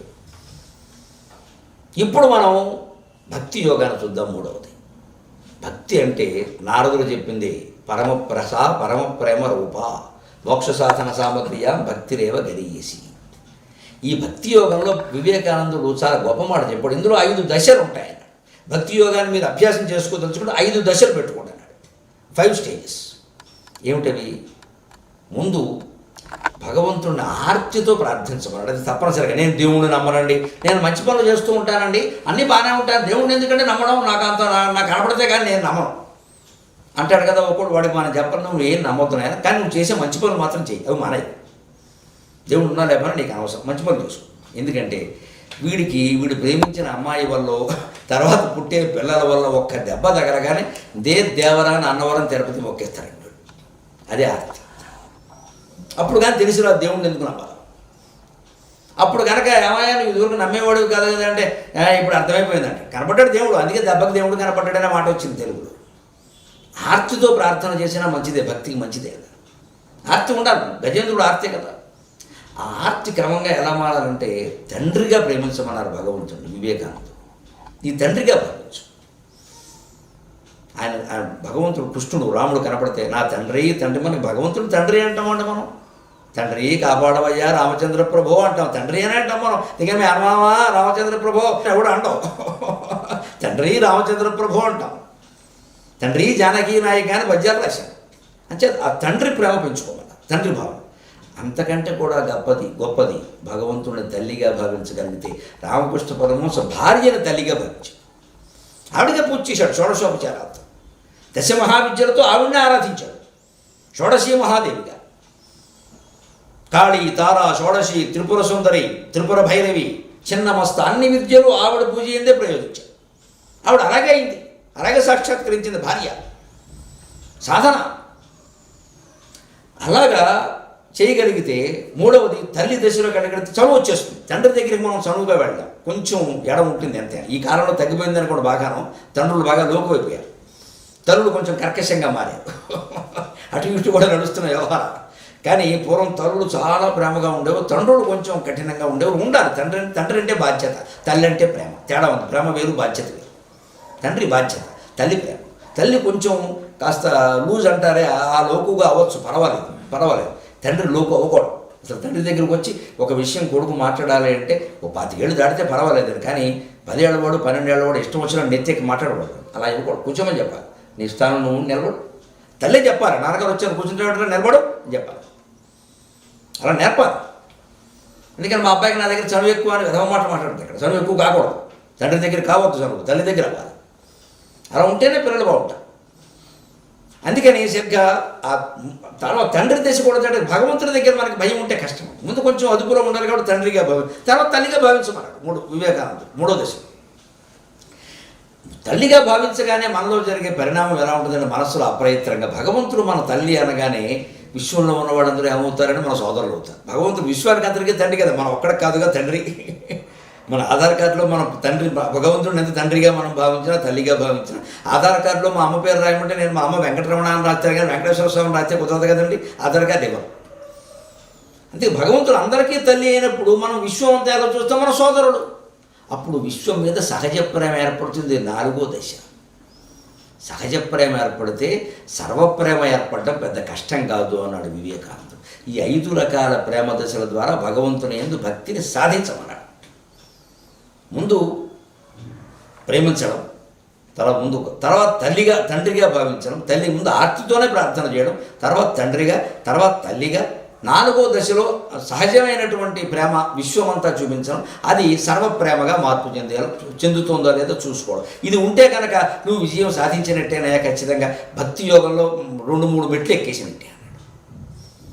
అదే భక్తి యోగంలో మనం చెప్పుకోవాలంటే ఇంకొక విశేషం. ఆ భక్తి యోగాన్ని అభ్యాసం చేయడం ఎలాగ, భగవంతుని యందు మన ప్రేమని నిరంతరం వ్యక్తం చేయాలంటే ఎలా చేయాలి, ప్రాక్టీస్ అంటారు. వివేకానందుడు ఇప్పుడు ప్రాక్టికల్, అంత వాస్తవంగా అభ్యాసంలో పెట్టే విధంగా చెబుతున్నాడు. ఆయన ఆదర్శ సిద్ధాంతాలు వల్లించడం, వాస్తవంగా నువ్వు చేయగలవా లేదా అని చూసి మాట్లాడతావు. నీకు భగవద్గీత చదవడం ఇష్టం లేకపోతే ఫుట్బాల్ ఆడుకోపోమన్నాడు, శరీరం ఎలా బాగుపడుతుందని చెప్పాడు. తర్వాత వద్దు కానీ, అందుకని నువ్వు భగవద్గీత చదువు, బయటికి వెళ్ళకు, రాకపోయినా సరే ఆయన పుణ్యం పాపం అని లెక్కలు చెప్పాలి. నీకు ఇష్టం వచ్చింది చెయ్యి, అదేనా శ్రద్ధగా చేయాలి. ఆయన ఆ ప్రాక్టికాలిటీ, ఆ వాస్తవత కోసం ఆయన ఏం చెబుతారంటే, ఏ పని చేస్తున్నా సరే భగవంతుడిని మనం స్మరించలేమా? ఏ పని చేయుచుండిన అదెల్ల శివర్చనగాదలంచి, ఆయన బోధనలు విని నేను నా తర్వాత ఇష్టదేవం అనే గ్రంథంలో రాశాను ఈ పద్యం. ఏ పని చేయుచుండిన అదెల్ల శివర్చనగాదలంచి, నేను ఆ పని చేయు వేళల మహత్తరమైన శివాయ మంత్రమున్ దీపముగా జపింపగ ప్రతిక్రియయున్ రుచిగొల్పుచుండే రుచిగొల్పుచుండే గౌరీపతి సింతయేమిక వరింతును జీవితము శివాజ్ఞగా, ధరింతును జీవితము శివాజ్ఞగా. బట్టలు ఉతుక్కుంటున్నా సరే, మడత పెట్టుకుంటున్నా సరే, అన్నం తింటున్నా సరే, స్నానం చేస్తున్నా సరే, చీపురు పెట్టి ఊడ్చుకుంటున్నా సరే, ఉద్యోగంలో ఏదైనా పని చేస్తూ ఉన్నా సరే, మనస్సులో నమశివాయ అనలేమా? అంత నమశివాయ అంటే చెడిపోయే పనులు మనకి ఏమైనా ఉన్నాయా? అనకపోతే చెడిపోయే పనులు ఉన్నాయి. కానీ అదెల్ల శివార్చన కాదరించి, జగత్తంతా పరమేశ్వరుడే అయినప్పుడు మనం జగత్తు గురించి చేసే ఏ పని అయినా పరమేశ్వర పూజ అవుతుంది కదండి. యద్యత్ కర్మ కరోమి తత్తదఖిలం శంభో తవారాధనం, మానస పూజలో శంకరాచార్య చెప్పిన మాట. అంచేది మనం చేసే పనినే భగవదర్చనగా భావించవచ్చు. అది వేరే ఏదో సమాజం కోసం ఎవరి కోసం చేస్తున్నామని ఎందుకు అనుకోవాలి?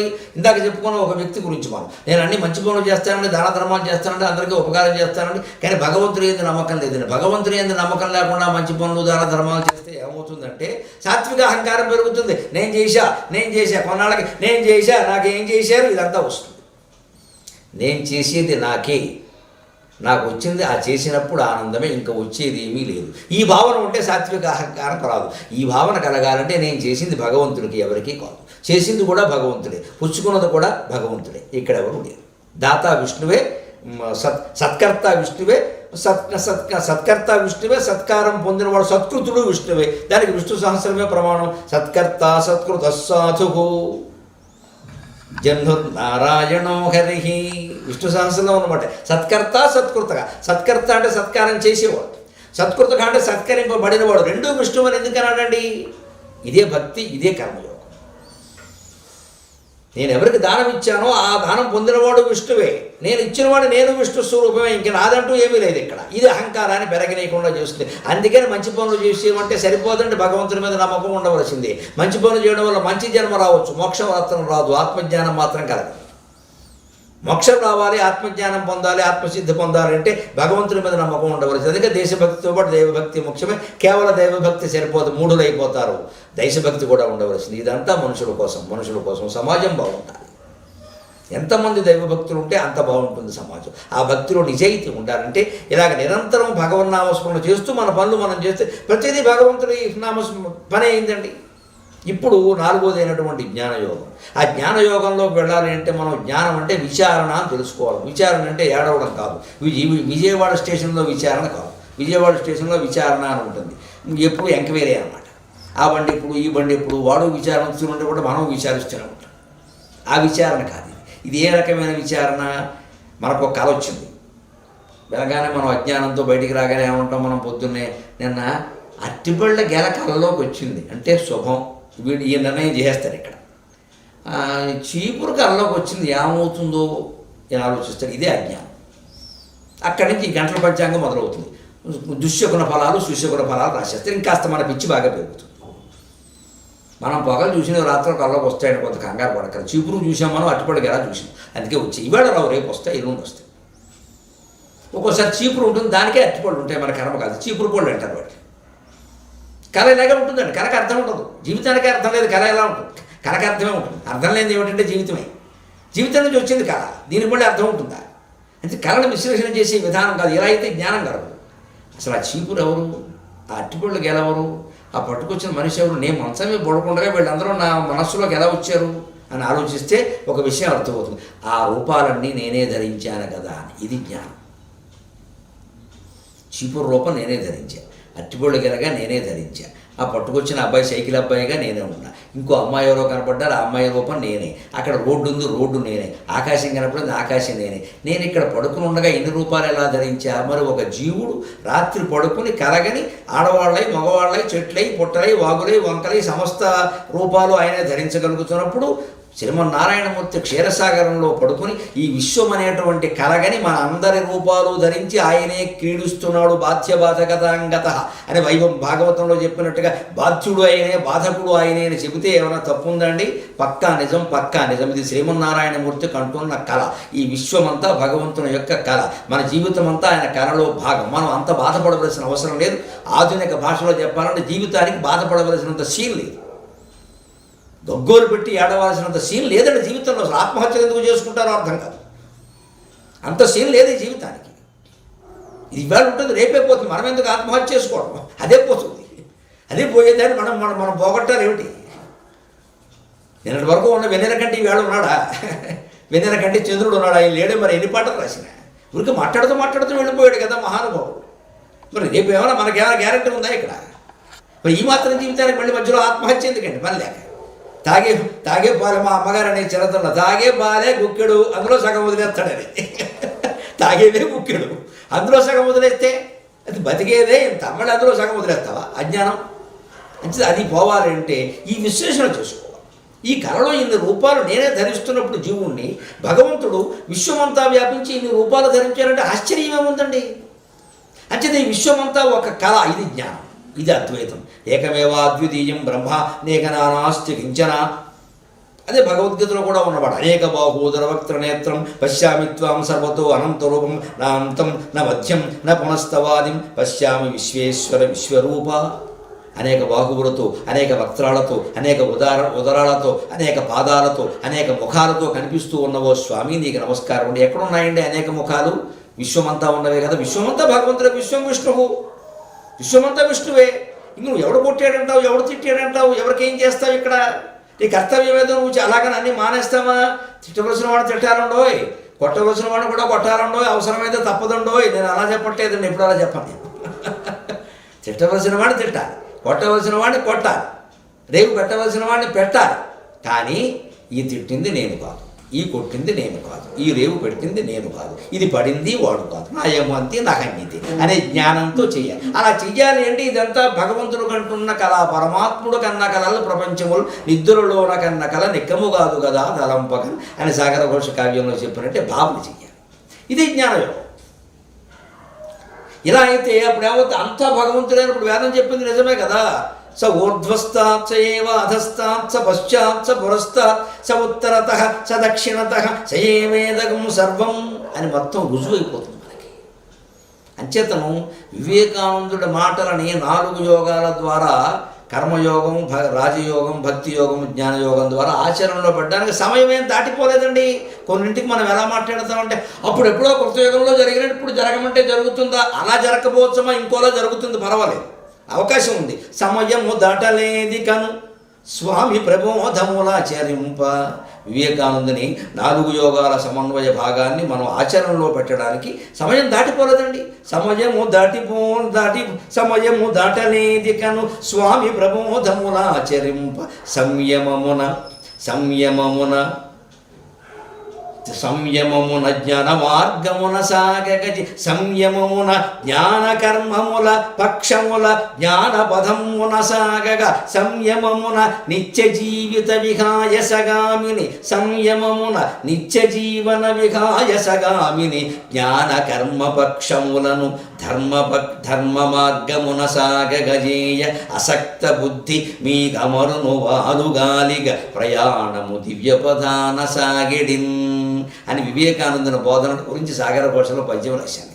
సమయముద అటలేదికన్ స్వామి ప్రబోధములాచరింప సంయమమున నిత్య జీవన విహాయసగామిని జ్ఞాన కర్మపక్షములను ధర్మ మార్గమున సాగగజేయ అసక్త బుద్ధి మీ గమరును వాలుగాలిగ ప్రయాణము దివ్యపదాన సాగిడిన్. సమయం దాటిపోయింది. కృతయుగం మాటలు ఇప్పుడు నడుస్తాయా? ఆ పురాణాలన్నీ ఇప్పుడు నిజమవుతాయి? ఈ వెర్రి మాటలు మాట్లాడద్దండి. నిజం అవుతాయి, మనం చేస్తే అవుతాయి. ఆ రోజులు మళ్ళీ రావంటారు. పూర్వం నుంచి వచ్చిన రోజులు మళ్ళీ వస్తాయి, మనం ప్రయత్నిస్తే వస్తాయి. కాలం ఎప్పుడు చక్రం లాంటిది మిత్రమా. కాలం నిచ్చెన కాదు. పాశ్చాత్యులు ఎక్కడే మూర్ఖులయ్యారు, భారతీయుడు ఎక్కడే తెలివైన వాడయ్యాడు. కాలం చక్రం అని చెప్పింది భారతీయుడు ఒక్కడే, కాలం నిచ్చెన అని చెప్పిన వాడు పాశ్చాత్యుడు. కాలం నిచ్చెన ఎక్కుతాం. ఎక్కడ ఎక్కుతాడు వీడు? తలక ఎవరిని ఎత్తి మీకు ఎక్కుతాడు? ఎంత ఎక్కుతాడు? కాలం చక్రం పైకి వెళ్ళింది కిందికి వస్తుంది. ఎక్కినవాడు దిగుతాడు, దిగినవాడు ఎక్కుతాడు. చూస్తూనే ఉన్న రాజకీయాలు సహా అన్నింటిలో ఎక్కినవాడు దిగుతాడు, దిగినవాడు ఎక్కుతాడు. మళ్ళీ వీడు దిగుతాడని వీడు అనుకోడు. అదే అజ్ఞానం. ఈ దిగురికి ఎక్కినవాడు దిగాడు కదా, మనం కూడా దిగుతాం అనుకోడండి. ఎక్కించుకుని పనులు చేస్తాడు, పిచ్చి పనులు ఎక్కేసి ఎప్పుడో మొత్తం భగవంతుడే లేపేస్తాడు. నేను దిగను అని వీడి జాతకం వీడిని నిర్ణయించుకుంటాడు. పైన నిర్ణయించేవాడు ఒకడు ఉన్నాడని వీడికి తెలియదు. ఈయన చరిత్రలో ఎన్నో పాఠాలు ఉన్నాయి. అవన్నీ గ్రహించరండి. నేనే అది లేకుండా జీవితాన్ని ఎలా గడపాలి అంటే సంయమం. మన ముందు ఇంద్రియ నిగ్రహంతో నిత్య జీవన వికాయసగా మన జీవితాల్లో పక్షి ఎగరాలంటే 2 రెక్కలు కావాలండి. జ్ఞాన కర్మ పక్షము. ఒక రెక్క జ్ఞానయోగం, రెండో రెక్క కర్మయోగం. మనస్సులో భక్తి మార్గం, యోగం అంతే. జ్ఞానం ఒక రెక్క, కర్మ ఒక రెక్క, భక్తి మనస్సులో. ఇక రాజయోగమే మహారాజులో వెళ్ళిపోతాం. జ్ఞాన కర్మ పక్షం. ఎందుకని మన పూర్వం సుభాషితాలను చెబుతారు అన్నమాట. జ్ఞానం ప్రధానం నతు కర్మహీనం, కర్మ ప్రధానం నతు బుద్ధిహీనం, తస్మాదుభాభ్యాం తు భవేత్ ప్రసిద్ధి నహ్యేకపక్షో విహగ ప్రయాతి. పక్షి ఎప్పుడు ఒక్క రెక్కతో ఎగరదు కదయ్యా, 2 రెక్కలు ఉండాల్సిందే కదా. అంటే మానవ జీవితం అనే పక్షి కూడా సజావుగా ఆకాశ మార్గంలో ఎగరాలంటే 2 రెక్కలు ఉండాలయ్యా. జ్ఞానం ప్రధానంగా ఉండాలి. కానీ పని చేయడం మానేస్తానంటే నతు కర్మహీనం, కర్మ ప్రధానం నతు బుద్ధిహీనం. కర్మ చేయి, పని చేయి, అన్నీ చేయి. బుద్ధి లేకుండా చేయకు, మొండిగా చేయకు, బండగా చేయకు, మొక్కుబడికి చేయొద్దు. శ్రద్ధగా చేయి, భక్తిగా చేయి, తత్వాన్ని తెలుసుకుని చేయి. లేకపోతే సాంకేతికం అయిపోతుంది జీవితం అంతా. ఇక్కడికి వెళ్ళాం కాబట్టి ఏదో జరిగిపోయింది, అక్కడ ప్రదక్షిణం చేసాం కాబట్టి ఏదో జరిగిపోయింది, ఆ పుస్తకం చదివేసాం కాబట్టి ఏదో ఒకటి అయిపోయింది, పొద్దున్న లేచాం కాబట్టి పొద్దున్న లేచి ఏముంటుంది, కాలకృత్యాలు అవుతాయి. ఇంకేమో అవి అవ్వట్లేదు చాలామందికి. ఏమిటవుతాయి? లేస్తే ఏమైపోతుంది? అందులో ధనుర్మాసం మరీ పుణ్యం, అవి తర్వాత విషయాలు ఇవన్నీ. నువ్వు లేచాక చేసిన పన్ని బట్టి పుణ్యం ఉంటుంది. కానీ లేవడమే పుణ్యం అంటే అలాగా. లేవడమే పుణ్యం అంటే జరిగే ప్రమాదం ఏంటంటే నేను తరచు వీటినే వ్యతిరేకిస్తా. నీ లేవడమే పుణ్యం అంటే జరిగే ప్రమాదం ఏంటంటే వీళ్ళు లేచి ఆగిపోతాడు. ఇంకే పని చేయడం, ఇంకా లేవడం పుణ్యం కదా, ఇంకెందుకు అంటాడంతే. లేస్తే కుదరదు తప్ప ఇంకా చాలా చేయాలని చెప్పాలి, అప్పుడే చేస్తాడు. ఇదే కర్మ ప్రధానం నత బుద్ధిహీనం, జ్ఞానం ప్రధానం నత కర్మహీనం. పక్షి ఎగరాలంటే 2 రెక్కలు ఉన్నట్టుగా జ్ఞాన మార్గం, కర్మ మార్గం, జ్ఞానయోగం, కర్మయోగం 2 ఉండాల్సిందే. మనసులో భక్తి ఉండాలి. అప్పుడు మార్గం రాజయోగమే అనుమానం ఉంది. ఇదే చతుర్యోగ సమన్వయం. ఇలాగ మనం చేసుకోగలిగితే జ్ఞాన మార్గమున సాగగజేయ. జ్ఞాన మార్గంలో పక్షి జీవితం వెళ్ళిపోతూ ఉంటే అసక్త బుద్ధి మీ కమరును వాలుగాలిగా అంటున్నాడు సాగర ఘోష కవి. వాలుగాలి ప్రయాణంలో ఎప్పుడు పక్షికైనా, సైకిల్కైనా, చివరికి మోటార్ సైకిల్కైనా సరే దాని ఇంజన్ వేగంతో అది పెడుతున్న వాలుగాలు ఉంటే వేగం వేరు కదండి. ఏదైనా సరే వాలుగాలు ఏమిటంటే అసక్త బుద్ధి, అసక్త సుఖమన్వభూత్ అని రఘువంశంలో చెబుతాడు. దిలీప్ మహారాజు సమస్త భోగాలు అనుభవించేవట, కానీ ఆయన మనసులో మాత్రం ఆత్మధ్యానం తప్ప మరొకటి ఉండేది కాదు. మనసులో ఇవేం లేవు. అందుకే ఆ మహారాజులు దిలీపుడు, రఘుమహారాజు, అజమహారాజు వీళ్ళందరూ చరిత్రలు మీరు గమనించండి. దశరథుడు పోయినట్టుగా వాడు పోలేదండి. దశరథుడు పోయినట్టుగా బెంగట్టుకుని వాడు పోలేదండి. ఆయన తండ్రి అజుడు కానీ, ఆయన తండ్రి రఘువు కానీ, ఆయన తండ్రి దిలీపుడు కానీ, ఆయన ఇంకా మూలంలో కకుస్తుడు కానీ, వాళ్ళు అలా పోలేదండి. ఈ దిక్కుమాల పరిస్థితులు వస్తాయి, కొడుకులు కోడళ్ళు తేడాలు, లేదా భార్య భర్త తేడాలు ఇవన్నీ వస్తాయి, వనవాసాలు జనవాసాలు అన్నీ వస్తాయి. ఎందుకు వచ్చిన గొడవ అని 60 ఏళ్ళు దాటగానే మొత్తం రాజ్యాన్ని కొడుకులకు అప్పగించేసి ఒక పెద్ద పెడత ఒక చిన్న పెడత పట్టుకుని మొత్తం ఈ భార్య భర్త అనే 2 పెడతలు వనవాసానికి వెళ్ళిపోయాయి. ముందే వదిలేశారు. తర్వాత ఎలాగో గొడవలు ఇలాగే ఉంటాయి, ఇంకా ఉన్న కొద్దీ అనవసరంగా వేలంటే బుద్ధి అవుతుంది. ఉన్నామంటే వెళ్ళిపోతాయి గొడవలు అని వాళ్ళు తెలుసుకుని వెళ్ళిపోయారు. మరి వాళ్ళెవరు దశరథులు మరణించినట్టుగా బాధపడుతూ మరణించలేదు, అర్ధరాత్రి హాయిగా వెళ్ళిపోయారు. అది అసక్త బుద్ధి. అది దిలీపుడికి ఉంది, రఘువుకు ఉంది, అజుడికి ఉంది, దశరథుడికి లేదు, రామచంద్రుడికి ఉంది. మనం ఏం చేస్తాం? ఎవరి యోగం వారిది. అంటే మనకు ఉండాలి అంటే అసక్త బుద్ధి. ఎన్ని భోగాలు అనుభవిస్తున్నా సరే ఇది శాశ్వతం కాదు, ఇది ఏమి ఇదో బాగుంది, వాళ్ళు మంచి పరుపు దొరికింది పడుకుందాం, అంతేగాని ఈ పరుపు నేను ఎంతకాలంగానో ఈ పరుపు కోసం ఎదురు చూస్తూ ఉన్నా అనుకో, రేపు పొద్దున పరుపు దొరకదు, కురుపు దొరుకుతుంది. పడుకోక సస్తావా? నిద్ర పరుపు దొరికింది పడుకో, లేదు నేల మీద పడుకో. ఇదే సమన్వయం అంటే ఇది. అప్పుడు మీకు అమరుణ వారు గారికి ప్రయాణము దివ్య పదాన్ని సాగడం హాయిగా వెళ్ళిపోతుందండి, ప్రయాణానికి ఇబ్బంది లేదండి. అటువంటి దివ్య పదాన్ని మనం ప్రయత్నం చేసి సాధన చేద్దాం. చివరిగా ఒక్క మాట చెప్పుకుని మనం సెలవు తీసుకుందాం. అన్నిటికీ సమన్వయంగా ఒక్క మాట నేను చెప్పాలి అంటే, స్మర్తవ్యం కర్తవ్యం అనే హనుమంతుని యొక్క జీవిత విధానాలు మనం గుర్తుపెట్టుకోవాలి.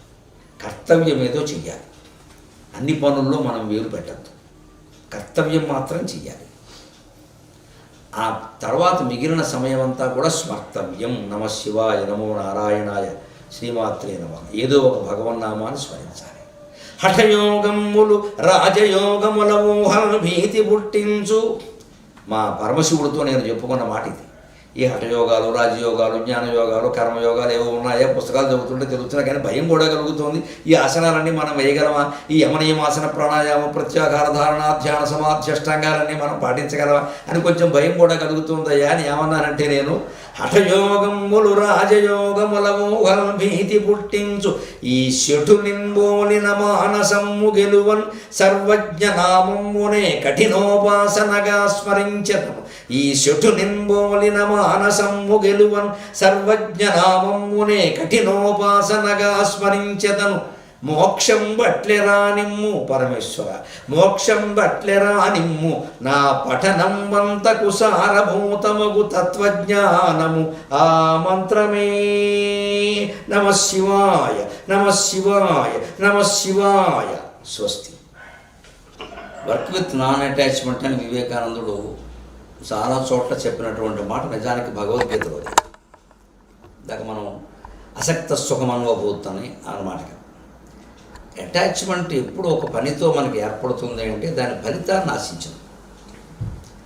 దేశం కోసమైనా సరే, దేహం కోసమైనా సరే, ఫలితం మీద దృష్టి పెట్టకుండా పని చేస్తే, పని చేసేటప్పుడు పని అనంతరం కూడా ఆందోళన ఉండదు.